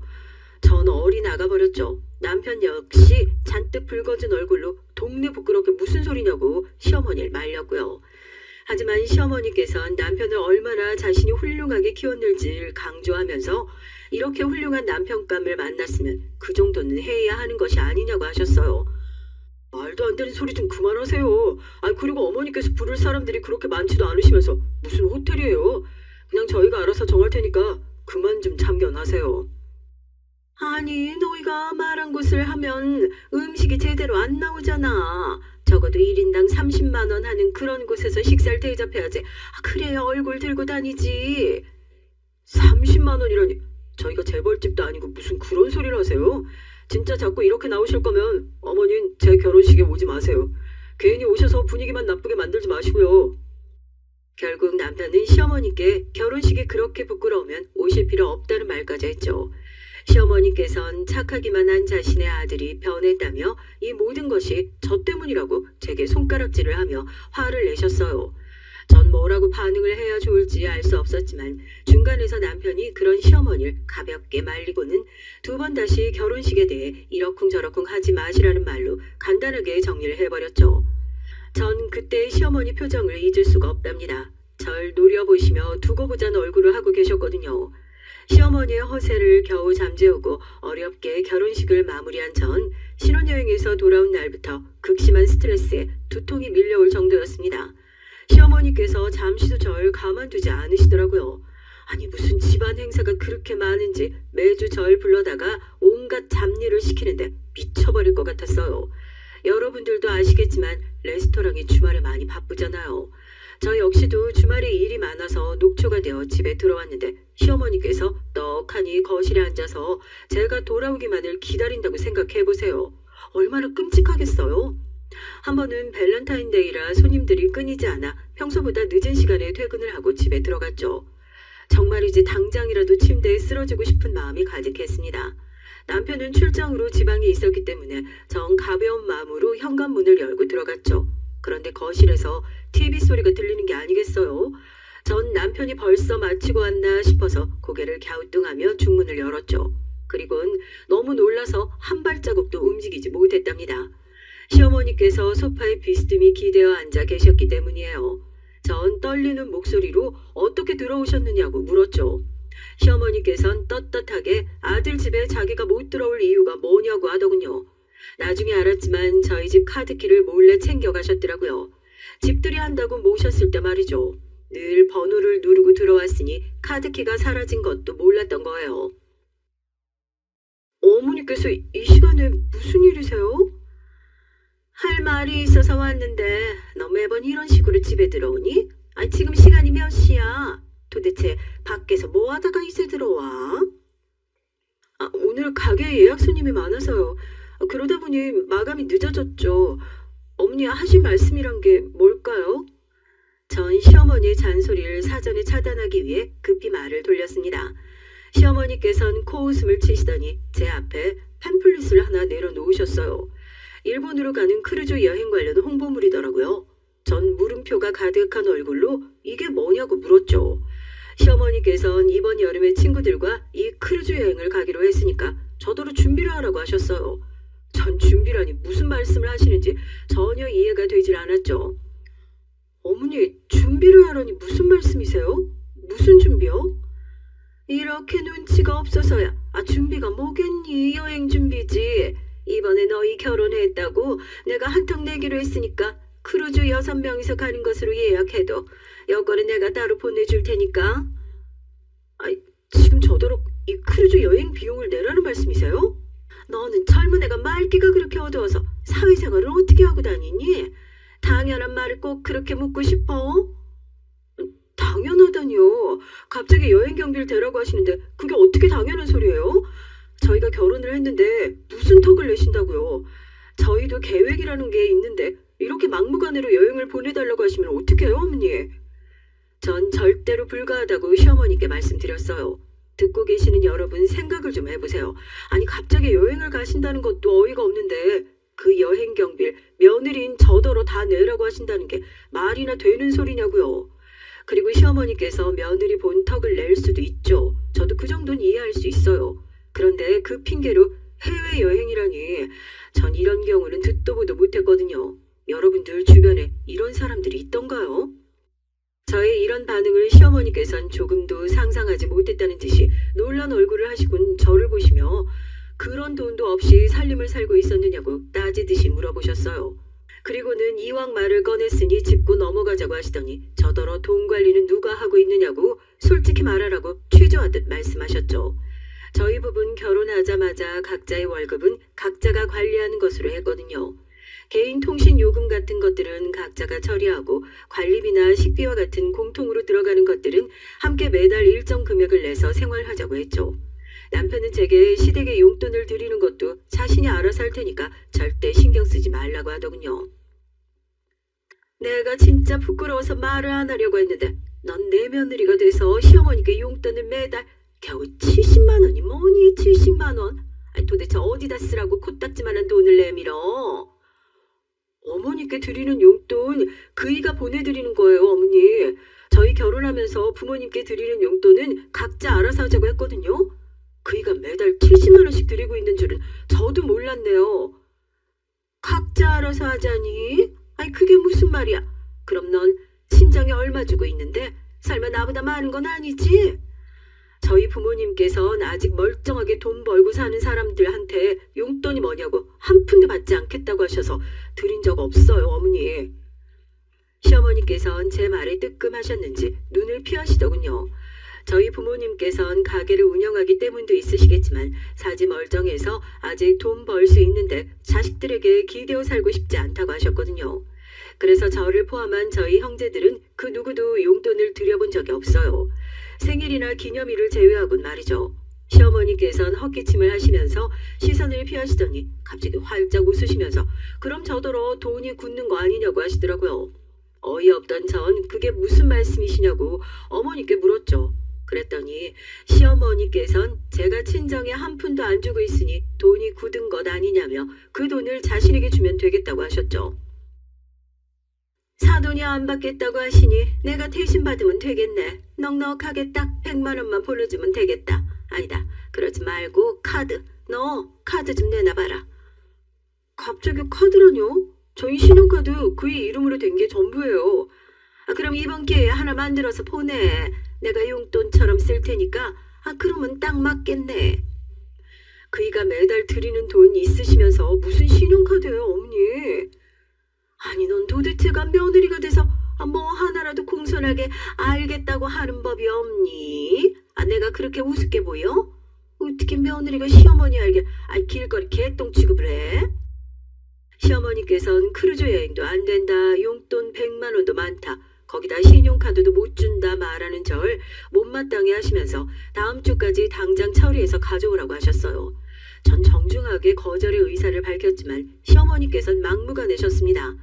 아무리 설득을 하려고 해도 소용이 없더라고요. 시어머니께서는 분명 다음 주까지 해결하라고 했다고 하시곤 피곤하니 자야겠다고 하시면서 당당하게 안방으로 들어가셨어요. 방금까지 피곤해서 미칠 것 같았던 몸이 몇 배 더 무겁게 느껴졌죠. 전 한숨을 내쉬며 겨우 씻고 드레스룸으로 들어가 여분의 이불을 꺼내 몸을 뉘었습니다. 다음날 아침 시어머니께서는 일찍부터 아침밥을 차리지 않고 뭐 하느냐고 잔소리였어요. 저나 남편은 아침을 먹는 사람이 아니라서 그동안 쉐이크 한 잔이면 충분했는데 시어머니는 전혀 아니시다 보니 졸지에 아침을 해야 하는 상황이었죠. 게다가 전날 시어머니 때문에 잠을 설친 전 아침을 차릴 기운이 없었어요. 겨우 몸을 일으켜 밥을 차리는데 온몸이 천근만근 같았습니다. 시어머니께서 느려 터진 게 군뱅이 같다고 옆에서 계속 잔소리를 하셨지만 그 소리도 점점 멀어지는 것 같았죠. 다시 눈을 뜨자마자 보이는 건 하얀 천장이었습니다. 거기다 알 수 없는 소독약 냄새와 정신없는 소리들이 들려왔어요. 주변을 둘러보니 응급실이더라고요. 곧이어 의사 선생님께서 다가오시더니 기절해서 실려왔다는 얘기를 하셨어요. 그리고는 임신 초기라는 놀라운 말씀을 하셨죠. 자세한 진찰은 산부인과를 가셔야 한다고 하시는데 그 뒷말은 하나도 들리지 않았어요. 제가 임신이라니 조금도 생각해보지 않았던 말이라 머리가 멍해졌죠. 곧 응급실을 나서니 남편의 모습이 보였습니다. 출정지에서 바로 돌아온 모습이었어요. 남편은 절 보자마자 갑자기 기절했다는 소식을 듣고 얼마나 놀랐는지 아느냐며 무슨 일이냐고 걱정스럽게 물었습니다. 많이 놀란 남편의 얼굴을 보며 전 산부인과 진료를 받아봐야 하겠다고 말했죠. 제 말의 의미를 알아챈 남편은 활짝 웃는 얼굴로 당장 함께 가자고 하더군요. 4주 차였습니다. 임신 초기에 절대적으로 조심하고 안정해야 한다고 의사 선생님께서 강조하시더군요. 특히 응급실에 실려올 정도로 제가 약해져 있다는 말씀과 함께 주의가 필요하다고 하셨어요. 병원을 나서는데 남편이 무슨 일이 있었느냐고 물었죠. 전 그제야 저를 데려온 것이 시어머니일 것이란 생각이 들어 시어머니를 찾았습니다. 내가 도착하니까 어머니가 일이 있다고 하시던데 왜? 어머니랑 무슨 일 있었어? 어머니가 그냥 가셨다고? 별 말씀도 없이? 당신한테 아무 말 안 해요? 급하다고 하시면서 그냥 가시던데 어머니랑 당신 사이에 무슨 일이라도 있었어? 아니, 그러고 보니 당신이 쓰러졌는데 어머니가 어떻게 데려오신 거지? 전 남편에게 지난밤 있었던 대화를 솔직하게 고백했습니다. 남편은 어이없어하며 친구를 만나 수다 떠는 것이 전부인 시어머니께서 어떻게 용돈이 부족하다는 소리를 할 수 있는지 모르겠다고 말했죠. 다른 형제들도 다 조금씩 용돈을 드리고 있는데 다 합하면 어지간한 4인 가족의 한 달 생활비는 될 것이라고 말하면서 저더러 절대로 카드를 줘서는 안 된다고 했어요. 전 그런 남편에게 용돈을 체크카드에 넣어서 드리는 걸 좋은 방법인 것 같다고 말했죠. 아무래도 어머니께서 카드를 쓰고 싶어하는 눈치니 한도를 정해서 드리거나 아니면 체크카드를 드리자고 말이죠. 그런 건 이제 내가 알아서 할 테니까 당신 건강만 챙겨. 임신이라니 생각지도 못한 일이네. 너무 좋다. 임신인 줄도 모르고 엄마가 돼서 그런 것도 모르다니. 당신도 처음인데 당연히 모르지. 거기다 아직 우리 신혼인데 이렇게 빨리 찾아왔을 거라고 누가 생각이라도 했겠어. 그나저나 우리 현관부터 바꾸자. 어머니께서 현관 카드 달라고 해봤자 소용없을 것 같으니까. 남편의 말에 전 결국 웃음이 터져버렸죠. 전 남편이 시어머니께 현관 카드를 받아낼 것이라고 생각했지 아니 통째로 갈아버릴 거라고는 상상하지 못했거든요. 시어머니께서 당황하실 모습이 그려지면서 저도 모르게 웃음이 터져버렸습니다. 집에 도착한 전 일주일간 병가를 내고 편하게 집에서 쉬기로 결정했어요. 레스토랑에서도 축하한다는 말과 함께 걱정하지 말고 쉬라고 해주셨죠. 정말이지 오랜만에 그렇게 푹 쉬어본 것 같아요. 잠을 그렇게 늘어지게 원 없이 잔 것이 언제였나 싶을 정도였죠. 꿈 같은 일주일을 보내고 있던 마지막 날이었습니다. 일찍 들어온다는 남편을 기다리며 누워있는데 현관에서 에러 소리가 자꾸만 들리더군요. 전 본능적으로 시어머니란 사실을 알 수 있었죠. 저렇게 끈질기게 현관과 싸움을 벌일 수 있는 사람은 시어머니뿐이었으니까요.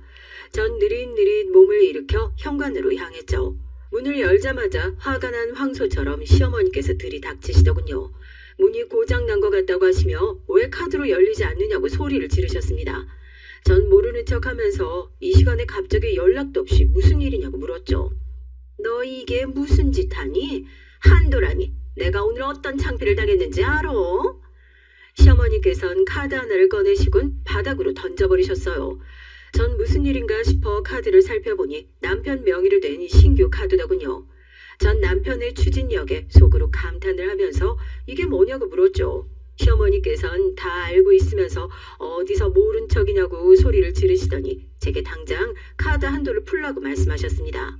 전 전혀 모르는 일이라고 일단 발뺌하곤 발급된 지 얼마 되지도 않았는데 벌써 한도까지 쓰셨냐고 물었죠. 친구들이랑 백화점 갔다가 마음에 드는 가방 있게 하나 사려고 했더니 한도 초과라고 떡하니 뜨잖아. 정말이지 아직도 얼굴이 다 화끈거리네. 어떡할 거야? 그 많은 사람들 앞에서 창피를 당했는데 어떻게 할 거냐고. 어머니, 가방이라뇨? 갑자기 무슨 가방을 또 사신단 말씀이세요? 제가 신혼여행 다녀오면서 하나 선물해드렸잖아요. 겨우 그거? 어디 브랜드인지도 모를 그 싸구려를 그거 말하는 거야? 그걸 지금 어디다 비교하고 있어? 네? 어머니께서 그 브랜드를 좋아하신다고 하셔서 해외에서만 파는 라인으로 사서 선물을 해드렸는데 싸구려라뇨. 제 설명에 시어머니께선 전혀 모르셨다는 얼굴로 그런 가방이면 미리 말을 했어야 하지 않느냐고 오히려 제게 타박을 주셨어요. 하지만 내심 만족스러운 얼굴 표정은 숨기질 못하셨죠. 더 웃긴 건 그 말을 하고 나니 시어머니께서 한층 부드러운 목소리로 카드 한도를 풀어두라고 하시는 것이었죠. 진짜 속물이란 우리 시어머니를 두고 하는 말이구나 싶었습니다. 전 남편의 명의라 제가 할 수 있는 게 없다고 말하고 솔직하게 말씀드렸죠. 그랬더니 시어머니께선 이번 크루즈 여행 전까지 저더러 카드를 새로 발급받아서 주면 되지 않겠느냐고 하셨어요. 그놈의 크루즈. 정말이지 도돌이표처럼 다시 튀어나오는 크루즈에 정말이지 미칠 것 같았어요. 그때였습니다. 현관문이 열리면서 남편이 들어왔어요. 시어머니께선 지금 시간이 몇 시인데 집에 오느냐며 깜짝 놀라셨고요. 아무래도 남편과 마주치는 상황을 피해서 오신 것 같았습니다. 어머니야말로 지금 이 시간에 여길 왜 오시는데요? 무슨 말을 하시려고요? 여보, 어머니께서 카드 한도 풀어달라고 오셨는데 당신 어머니께 카드 만들어 드렸어요? 한도를 풀라니 어머니 벌써 한도까지 쓰셨어요?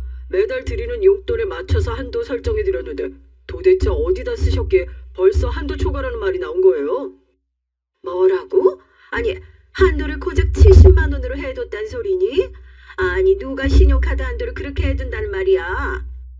한 달 70만 원이면 충분하지 않으세요? 그리고 안 그래도 어머니께 연락드리려고 했어요. 크루즈 여행이요? 갑자기 무슨 크루즈 여행을 가신다고 그러세요? 그것도 일행 경비까지 다 저희들은 내라니 저희가 그런 돈이 어디 있다고요? 어머니 지난달에 중국 다녀오셨잖아요. 시어머니는 남편이 조목조목 따지듯이 말하자 대답 한번 시원하게 못하시곤 괜히 절 노려보기만 하셨죠. 그리고는 알겠다고 하시며 자리를 박차고 나가버리셨습니다. 속으론 쌤통이다 싶으면서도 괜히 나중에 불똥이라도 튀는 건 아닐까 생각했지만 금방 잊어버렸죠. 하지만 정말이지 시어머니는 정도를 모르시더라고요. 그 일이 있고 나서 시어머니께선 친구들에게 며느리 본 턱은 내야 한다며 제가 근무하고 있는 레스토랑에 식사를 하러 오겠다고 하셨죠. 예약자들이 워낙 많은 레스토랑이라 쉽지 않은 상황이었지만 크루즈도 물 건너간 상황이라 이것마저도 거부하면 괜히 집안 시끄러워질 것 같아 알아보겠다고 말씀을 드렸어요. 다행히 취소 자리가 있어 매니저님께 말씀드려서 시어머니 자리를 만들었죠. 그러지 말았어야 했는데 말이죠. 시어머니께서 오셨을 때 전 병원 예약이 잡혀 있어서 반차를 냈었거든요. 그런데 매니저님께서 전화가 오셔선 한숨을 내쉬면서 이게 무슨 일인지 모르겠다고 하시더라고요. 그리고 말씀하시는데 정말이지 입이 떡하니 벌어질 수밖에 없었답니다. 레스토랑으로 오신 시어머니께선 가장 비싼 코스 요리를 주문하시더니 와인까지 병째 망설임 없이 주문을 하셨다고 하시더라고요. 그리고는 마지막에 영수증을 가져다 드리려고 하니 필요 없다고 하면서 제게 받으라고 하셨다는 거예요. 직원이 당황하며 반문하자 제가 며느리라고 말씀하시면서 며느리 이름으로 달아두라고 하시고는 그냥 나가려고 하셨다는 소리에 정말이지 식은땀이 다 나더라고요. 직원은 그런 시어머니를 붙잡으려다가 실랑이가 벌어졌고 시어머니께서는 손님에게 무례하게 굴었다고 직원의 뺨까지 때린 상황이었습니다. 이 얘기를 듣는데 진짜 미치겠더라고요. 들어온 지 얼마 되지도 않은 직원이었는데 얼마나 놀랐을지 상상이 가질 않았죠. 매니저님께서 수습을 하셨다고는 하는데 이게 무슨 일이냐고 한숨을 내쉬는 목소리에 제가 할 수 있는 말이라고는 죄송하다는 소리뿐이었습니다. 자기 진짜 영수증도 놀랍지만 난 자기 시어머니가 그렇게 몰상식하게 나올 줄은 몰랐지. 아니 직원한테 손찌검이라니? 다른 손님들 앞에서 이게 무슨 무례야? 정말 죄송해요 매니저님. 많이 놀랐을 텐데 괜찮은가요? 괜찮을 리가 있겠어. 당장 그만뒀지. 더 큰 일로 번지지 않게 하려고 손을 써두긴 했는데 도대체 자기 시어머니 뭐 하시는 분이시래? 전 몇 번이고 죄송하다고 말씀드렸어요. 하지만 곧 있어 받아든 영수증을 보며 정말이지 머릿속이 새하얗게 변화버렸죠. 6명이 오셨다고 들었는데 무려 200만 원이 훌쩍 넘는 가격이 찍혀 있더라고요. 코스 요리가 비싼 건 둘째치고 와인을 도대체 얼마나 드신 건지 눈이 튀어나올 것 같았습니다. 매니저님은 제 월급에서 제하겠다고 말씀하셨고 전 그걸 어쩔 수 없이 받아들여야만 했어요. 너무 화가 났지만 이미 벌어진 일인데 어쩌겠어요. 하지만 시어머니는 한 번으로 넘어갈 생각이 없으신 것 같았습니다. 그 사건이 있고 난 후 제 인생에서 절대로 잊을 수 없는 사건이 벌어졌어요. 제가 이혼이란 단어를 처음 생각하게 된 계기나 다름없는 사건이었죠. 시어머니께선 계모임을 저희 레스토랑에서 하겠다고 저더러 자리를 만들라고 하셨어요. 전 지난번과 같은 일을 만들고 싶지 않아 단호하게 불가하다고 했죠. 그땐 우연히 취소 자리가 생겨서 말씀드렸지만 이번엔 안 된다고 말이에요. 시어머니께선 거기서 일한 지 오래됐다고 들었는데 그런 능력도 없느냐고 하시며 제게 화를 내셨습니다. 전 끝까지 원칙이 그렇다는 말로 응수했죠. 하지만 끝까지 시어머니께선 막무가내로 요구를 하셨어요. 개 모임 당일 시어머니께선 아침부터 언제 시간이 되느냐고 물어보시더라고요. 전 어이가 없었죠. 제 말을 듣고 있기는 한 건지 의심이 들었거든요. 전 짜증내지 않으려고 심호흡을 하고는 오늘은 예약이 꽉 차 있어서 오셔도 들어갈 수 없다고 말했어요. 하지만 시어머니께선 저녁에 가겠다고 하시더니 지난번에 먹었던 와인이 좋던데 미리 준비를 좀 해두라는 말을 하셨죠. 진짜 무슨 벽에 얘기를 하는 것도 아니고 전 답답해 미칠 것 같았습니다. 사연을 듣고 계시는 분들도 저와 비슷한 생각을 하지 않으실까 싶어요. 아니 이렇게 얘기를 해도 들은 척하지 않는 사람이 어디 있냐고요. 전 시어머니께 문자까지 드리며 오늘은 오셔도 들어오실 수 없다고 말씀드렸어요. 시어머니께서 말씀하신 시간이 다가오자 점점 초조해지기 시작했습니다. 설마 이렇게까지 얘기를 했는데 오실까 하는 생각으로 머릿속이 복잡해졌죠. 하지만 시어머니께선 떡하니 친구들을 이끌고 저희 레스토랑으로 오셨고요. 입구에선 당연히 예약자 명단에 없다는 말로 친절하게 들어가실 수 없다고 했지만 시어머니께선 자신의 며느리가 여기서 일하고 있다고 하면서 빨리 안내를 하라고 직원들을 몰아붙이셨어요. 안에서 시어머니가 왔다는 소리에 전 바로 나갔습니다. 어머니, 제가 분명 오늘 자리가 없다고 말씀드렸잖아요. 오셔도 들어갈 수 없다고 문자도 드렸는데 왜 이러세요? 왜 이러세요? 너는 시어머니가 하라고 하면 네 하고 그냥 할 것이지. 무슨 말이 그렇게 많아? 그래서 지금 내 친구들 앞에서 날 내쫓기라도 하겠다는 거야 뭐야? 당장 자리 안 만들어? 어머니, 있지도 않은 자리를 어떻게 만들어요? 정말 오늘 예약자가 꽉 차서 안 된다니까요? 그건 내가 알 바 아니고 당장 자리 마련해. 진짜 전 초조해서 미칠 것 같았습니다. 그때였어요. 아랫배가 뭉근하게 당겨오는 것이 기분이 이상했죠. 속이 뒤틀리는 기분은 물론이고 아랫배를 누군가가 사정없이 당기는 것 같았습니다. 제가 식은땀을 흘리며 배를 붙들자 곁에 있던 직원이 괜찮느냐고 물어보며 절 부축했어요. 밖의 상황에 달려 나오신 매니저님께선 고통으로 일그러진 제 얼굴을 보시고는 당장 119를 불러야 한다고 말씀하셨어요. 그런데 참 너무나도 어처구니 없이 전 이렇게 아파 죽겠다고 하는데 시어머니께선 저더러 괜히 수쓰지 말라는 말을 하시며 어서 일어나 자리나 만들라 그런 소리를 하고 계신다는 것이었죠. 매니저님께선 사람 아픈 거 보이지도 않느냐고 버럭 소리를 지르셨고요. 시어머니께선 어디서 손님께 행패냐고 화를 내셨지만 매니저님께선 무시하군 제가 정신을 잃을까 걱정되셨는지 자꾸만 말을 걸어주셨어요. 곧 119가 도착하는 것이 보였습니다. 그리고 전 정신을 잃었어요. 그날 전 아이를 잃어야만 했답니다. 누구의 탓을 해서는 안 된다고 하지만 전 시어머니가 무척이나 원망스러웠어요. 시어머니께서 그렇게 오셔서 행패를 부리지 않으셨다면 그런 일이 일어나지 않았을 거라고 생각했거든요. 하지만 제가 시어머니를 용서할 수 없다고 생각한 건 그 이후였습니다. 병원에 누워있는 제게 찾아온 시어머니께선 한심하다는 듯이 혀를 차며 말씀하셨어요. 아니 몸 관리를 어떻게 했길래 귀한 우리 손주를 보내? 결혼하기 전부터 건강검진을 싹 했었어야 됐는데 아유 아까운 내 손주. 지금 이 일이 누구 때문인데 그런 말씀을 하세요 어머니? 뭐야? 그럼 내 탓이라는 거니? 내가 유산하라고 너한테 시키기라도 했어? 아니면 제발 애 떨어지라고 기도라도 했다는 거야? 본인이 관리 못했으면서 지금 누구한테 탓을 돌려? 내가 말을 안 해서 그렇지 너 때문에 얼마나 부끄러웠는지 알아? 전 시어머니의 말씀에 이성을 잃을 것만 같았습니다. 전 이를 악물고 당장 병실에서 나가라고 했어요. 시어머니께서는 그렇지 않아도 가려고 했다고 하시더니 몸 회복하고 나면 레스토랑에 다시 나갈 생각이냐고 물어보시더군요. 전 시어머니와 관계없는 일이라고 선을 그어버렸습니다.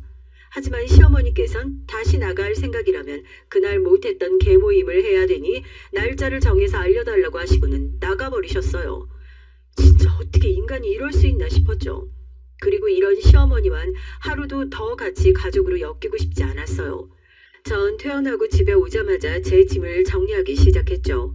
뒤늦게 제가 퇴원을 했다는 사실을 안 남편이 들어와 이게 무슨 일이냐고 물었지만 전 입을 꾹 다물고 제 물건을 차곡차곡 담기만 했습니다.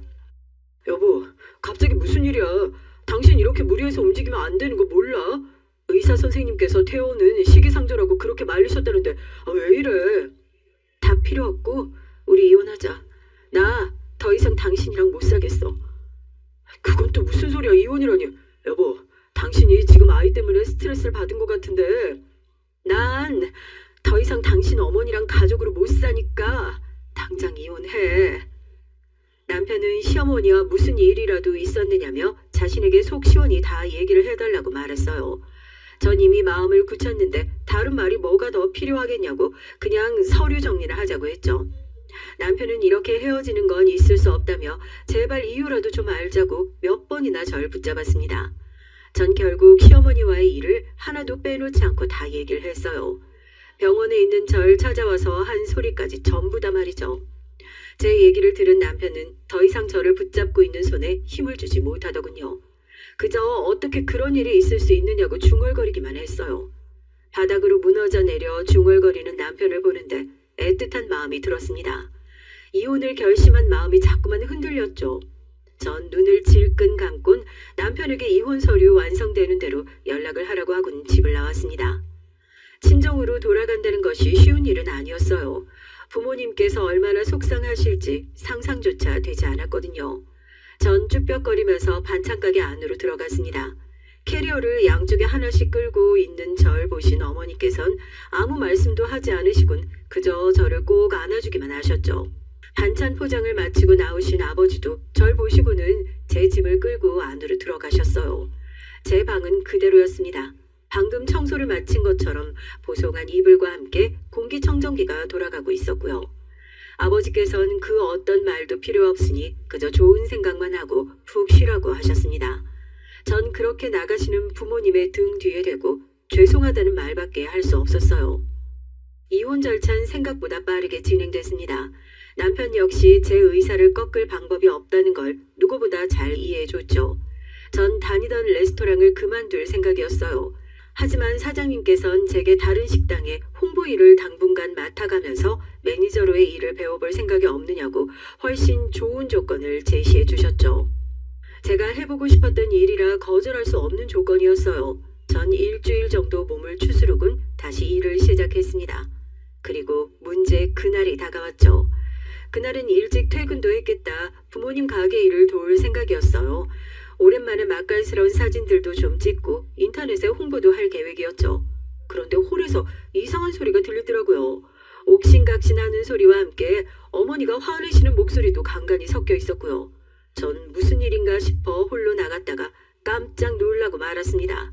시어머니께서 떡하니 서 계셨기 때문이에요. 전 놀란 마음을 추스르고 여긴 어떻게 오셨느냐고 물었죠. 반찬 가게에 반찬 사러 왔지 뭐하러 왔겠니? 여기 이것도 좀 싸주시고요. 그래도 명색이 제가 따님 시어머니인데 넉넉하게 좀 담아주세요. 어머니, 그 애한테 못 들으셨어요? 저희 이혼하기로 했는데요. 들었다. 네가 하자고 했다며? 아주 뭘 잘했다고 이혼을? 어처구니가 없어서. 사돈, 여기 이 양념갈비도 좀 주세요. 시어머니께선 마치 저녁 메뉴를 얘기하듯이 이혼에 대해 말씀을 하셨어요. 어머니께선 치가 떨리는 표정으로 사실만큼 사셨으면 당장 나가달라고 하셨죠. 그리고 두 번 다신 이 가게에 오지 말라고 하면서요. 그런데 시어머니의 반응이 아주 가관이더라고요. 시어머니께선 잘 먹겠다고 하시면서 계산도 하지 않으시고 그냥 나가려고 하셨어요. 당황한 어머니께서 계산하고 가셔야지 왜 그냥 가느냐고 붙잡으셨습니다. 반찬만 120만 원어치를 달라고 하셨으면서 지금 어딜 그냥 가려고 하세요? 아니 지금 제가 누군지 모르세요? 어떻게 저한테 돈을 받을 생각을 하세요? 저요 댁내 따님이 시어머니예요. 자기 잘못으로 애를 보낸 것도 그저 운이 나빴구나 하고 넘어가고 있는데 이 정도 반찬 가지고 지금 돈을 내라니요? 말 같지 않을 억지 부리지 마시고 반찬 필요하시면 돈 내고 가세요. 이게 무슨 행패세요? 그리고 자꾸만 제 잘못인 것처럼 말씀하시는데 제가 누구 때문에 스트레스를 받았는데요. 내 탓이라고 하고 싶은가 본데 그게 다 네가 몸이 약해서 그런 거야. 사돈 어른 이렇게 큰 반찬 가게 하시면서 어떻게 따님 보양식 하나 제대로 못 먹이셨대요? 사돈 말이 지나치시네요. 하긴 벽하고 얘기하는 게 낫지 말이 통해야 말을 하지. 아우 더 이상 말 섞고 싶지 않으니까 빨리 120만 3천 원 결제하고 가세요. 아 제가 왜요? 이 정도는 청으로 줄 수도 있잖아요. 그동안 따님 때문에 제가 받은 손가락질에 비하면 아무것도 아니죠. 딸 가진 죄인이란 말도 모르세요? 시어머니께서는 끝까지 뻔뻔하게 대답하셨습니다. 전 자꾸 이렇게 나오면 경찰에 신고를 하겠다고 응수로 했죠. 시어머니께선 아무리 장사를 한다고 하지만 이렇게 교양이 없어서야 되겠냐며 오히려 큰 소리를 치셨습니다. 그때였어요. 안쪽 부엌에서 반찬을 만들던 아버지께서 더 이상 참지 못하고 뛰쳐나오셨습니다. 밥을 짓고 계셨는지 한쪽 손엔 주걱을 가지고 계시더라고요. 아버지께선 잔뜩 화가 나신 얼굴로 금방이라도 주걱을 휘두를 기세였습니다. 시어머니도 그런 아버지의 모습에 긴장을 하셨는지 한 걸음 물러나셨죠. 저 역시 조마조마한 마음으로 아버지께 들어가시라고 말씀드렸지만 아버지께선 그런 제 팔을 부드럽게 밀어내셨습니다. 가만히 듣고 있으니 이게 무슨 개 짖는 소리도 아니고 지금 뭐라고 했어? 우리 딸이 뭐 어째? 교양? 당신은 그렇게 교양이 넘쳐서 무전취식이나 하려는 거야? 바깥사돈 말 함부로 하지 마세요. 며느리가 잘못을 하는데 시어머니가 돼서 가만히 있으란 말이세요? 일이 바쁘다고 집안 살림은 나 몰라라 하더니 결국엔 애까지 잃어버리고 아이니 이렇게 흠 많은 며느리를 받아주는 시어머니가 어딨냐고요. 흠이라니요. 사돈이야말로 그동안 우리 딸이한테 저지른 행동들을 사과하고 여기엔 얼씬도 하지 마시라고요. 사과라니 아니 이따위 집에서 키운 딸이라 며느리로 받아준 것만 하더라도 감사하게 생각하셔야죠. 제가 말을 안 해서 그렇지 고작 이런 애랑 결혼하라고 키운 아들이 아니란 말입니다. 시어머니의 외침에 결국 참지 못한 아버지께서 주걱을 크게 휘두르셨어요. 시어머니의 뺨에 불꽃이 튀는 것 같았죠. 시어머니께선 크게 휘청거리시며 바닥으로 쓰러지셨고요. 가게에 있던 손님들은 물론 저와 어머니까지 헉하고 숨을 들이마시는 소리가 울렸습니다. 씩씩거리던 아버지께선 바닥에 주저앉은 시어머니를 보며 외치셨죠. 귀하게 키운 우리 딸이야. 당신 아들이 잘났으면 얼마나 잘났는지 모르지만 우리 딸아이도 마찬가지로 귀한 자식이라고. 그런데 뭐 흠이 많아? 내 딸한테 지옥보다 더한 시간을 겪게 만든 인간이 누군데 그런 말을 해? 어떻게 나한테 고소할 거야? 내가 싹 다 고소해서 콩밥 먹일 테니까 그런 줄 알라고. 감히 어디다 손을 대 무식하게? 무식? 그래 나 무식하다. 당신은 뭐 잘났는데 고소하고 싶으면 마음대로 해봐. 누가 겁낼 줄 알고? 시어머니께선 각오하라고 하시고는 허둥거리며 가게를 나가셨습니다. 아버지께선 그런 시어머니를 보며 소금을 한 주먹 가져와선 가게 앞에 골고루 뿌리시며 2번 다시 오지 말라고 소리를 지르셨죠. 그렇게 하고 나서도 분이 풀리지 않으셨는지 한동안 아버지께선 의자에 앉아 숨을 고르고 계셨어요. 전 가만히 아버지의 손을 잡아드렸고요. 아버지께선 그런 제 손을 토닥이시며 저런 시어머니를 어떻게 견디고 있었느냐고 고생 많았다고 절 위로해 주셨습니다. 한바탕 난리가 나고 솔직히 걱정이 됐죠. 어떻게 됐든 먼저 주걱을 휘두른 사람은 아버지잖아요. 일이 커지면 분명 아버지께서 피해를 보실 것 같았어요. 전 몇 번이나 망설이다가 남편에게 전화를 걸었죠. 잔뜩 피곤한 목소리로 전화를 받은 남편에게 전 낮에 있었던 일을 얘기했습니다. 제 얘기가 끝나도록 남편은 한마디도 하지 않았어요. 초조해진 전 시어머니께서 고소하신다고 하는데 말려줄 수 없겠느냐고 물었어요. 제 말에도 한동안 침묵만 지키고 있던 남편은 무슨 고소냐며 아무런 걱정도 할 필요가 없다고 하곤 오히려 자신이 대신 사과하고 싶다고 말했죠. 끝까지 못난 모습만 보이네. 내가 조치를 취했어야 했는데 미안해. 당신 많이 놀랐겠다. 장모님이랑 장인어른은 어떠셔? 당신 탓 아닌 거 알아. 어머니에 대해서 내가 모르겠어. 당신이 뭐라고 해도 그 자리에서나 잠깐 알아듣는 척 하시다 결국엔 자기 마음대로 하실 분이잖아. 그러니까 당신도 너무 힘들어하지 마. 난 그저 우리 이혼이 다른 사건 없이 이대로 끝냈으면 좋겠어. 그래, 내가 그런 일 안 일어나도록 할게. 미안하다 정말. 내가 입이 10개라도 할 말이 없어. 전화 너머로 괴로워하는 남편의 목소리 목소리가 생생하게 들려왔어요. 하지만 제가 더 이상 해줄 말도 행동도 없었죠. 그저 부탁한다는 말만 남기고 전화를 끊어야만 했습니다. 그렇게 일주일이 흘렀어요. 전 내용 증명이나 고소장이 집으로 오면 어떻게 해야 하나 걱정이 돼서 좀처럼 안정이 되지 않았죠. 남편이 알아서 한다고는 했지만 어디로 튈지 모르는 사람이 시어머니다 보니 불안감이 쉽게 사라지지 않았습니다. 하지만 일주일이 넘도록 아무 소식이 없더라고요. 전 이대로 일이 마무리되는가 보다 하고 있었죠. 하지만 제가 안심하고 원래의 생활로 돌아가려는데 역시나 시어머니께서 레스토랑으로 찾아오셨더라고요. 시어머니가 저를 찾는다는 말에 심장이 빠르게 뛰면서 머릿속이 하얗게 변해버렸습니다. 도대체 얼마나 더 저를 괴롭혀야 직성이 풀리신다는 말인가 싶으면서도 오늘은 어떻게 이 일을 수습해야 하나 그 생각만으로 속이 울렁거렸어요. 직원이 오늘은 좀 다르다고 하더라고요. 자리를 달라고 하지도 않고 혼자 오셔선 저와 얘기를 하고 싶어 한다고 말이죠. 그래서 매니저님이 직원 사무실로 안내를 해드리라고 했다고 말해줬습니다. 전 빠른 걸음으로 사무실로 들어갔어요. 문을 열고 들어가는데 충격을 받고 말았습니다. 고작 일주일 정도 지났을 뿐인데 시어머니의 모습이 제가 아는 그 모습이 아니었거든요.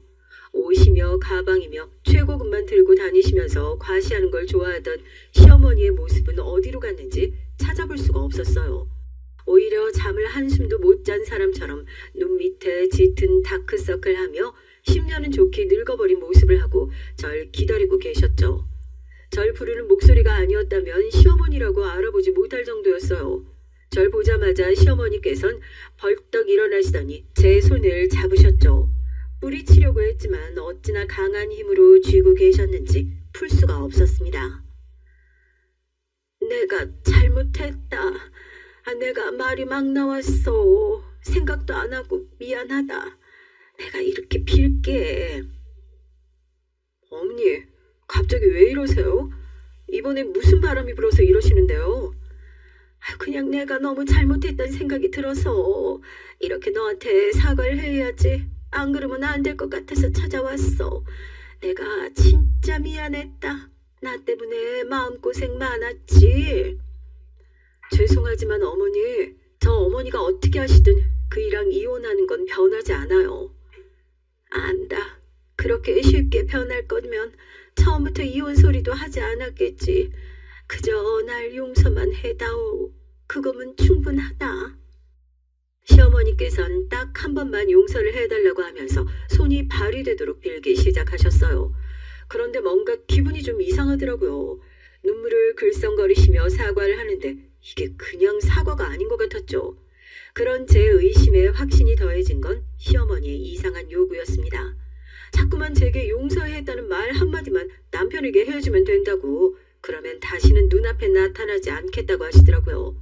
반복되는 그 말에 전 제가 모르는 일이 있구나 싶었어요. 전 시어머니께 갑자기 왜 사과를 하려고 하시냐고 물었죠.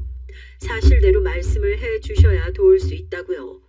처음엔 다른 일이 뭐가 있겠냐고 하시면서 그저 미안해서 찾아왔다고 하시던 시어머니께선 제가 자꾸 물어보자 횡설수설 하시면서 얘기를 하셨습니다.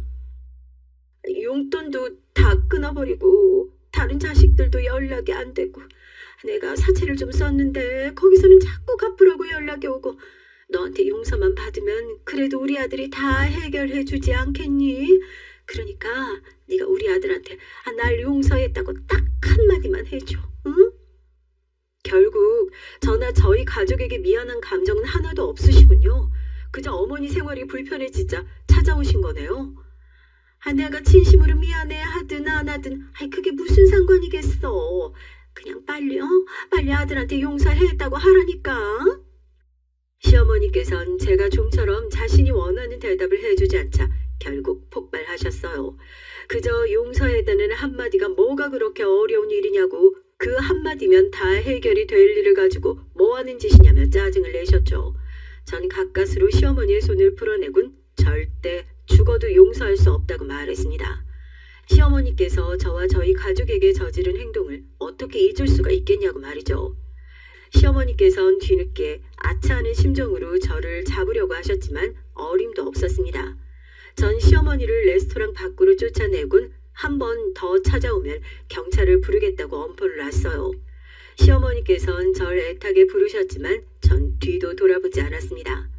그 뒤로 시어머니의 소식을 들었어요. 남편이 끝내는 등을 돌리고 말았는지 남편을 포함한 자식들에게 버림받고 결국은 집을 팔아 빚을 정리했다고 하더군요. 그리고는 시골로 내려가셨다고 해요. 시어머니의 고향이라고 하는데 거기서도 그다지 환영받는 존재는 아닌 것 같더라고요. 저와 남편은 합의 이혼으로 깔끔하게 서류 정리를 했어요. 남편은 마지막까지 제게 미안하다는 말만 반복했고 전 차마 괜찮다는 말이 나오질 않아 알겠다고만 했죠. 6개월의 파란만장한 결혼 생활을 정리하고 전 제 일에 좀 더 자부심을 가지기로 마음먹었습니다. 언젠간 남편을 편안한 상태에서 다시 만날 수 있겠죠. 그날이 올진 모르겠지만 지금의 제 마음으론 남편도 저와의 결혼 생활은 다 잊고 자신의 행복을 찾길 바랄 뿐이에요. 그리고 이대로 영원히 다시는 마주치지 않았으면 좋겠네요. 그 편이 저에게도 남편에게도 좋은 일이 아닐까 싶습니다. 제 얘기를 끝까지 들어주셔서 감사합니다. 좋은 하루 되세요.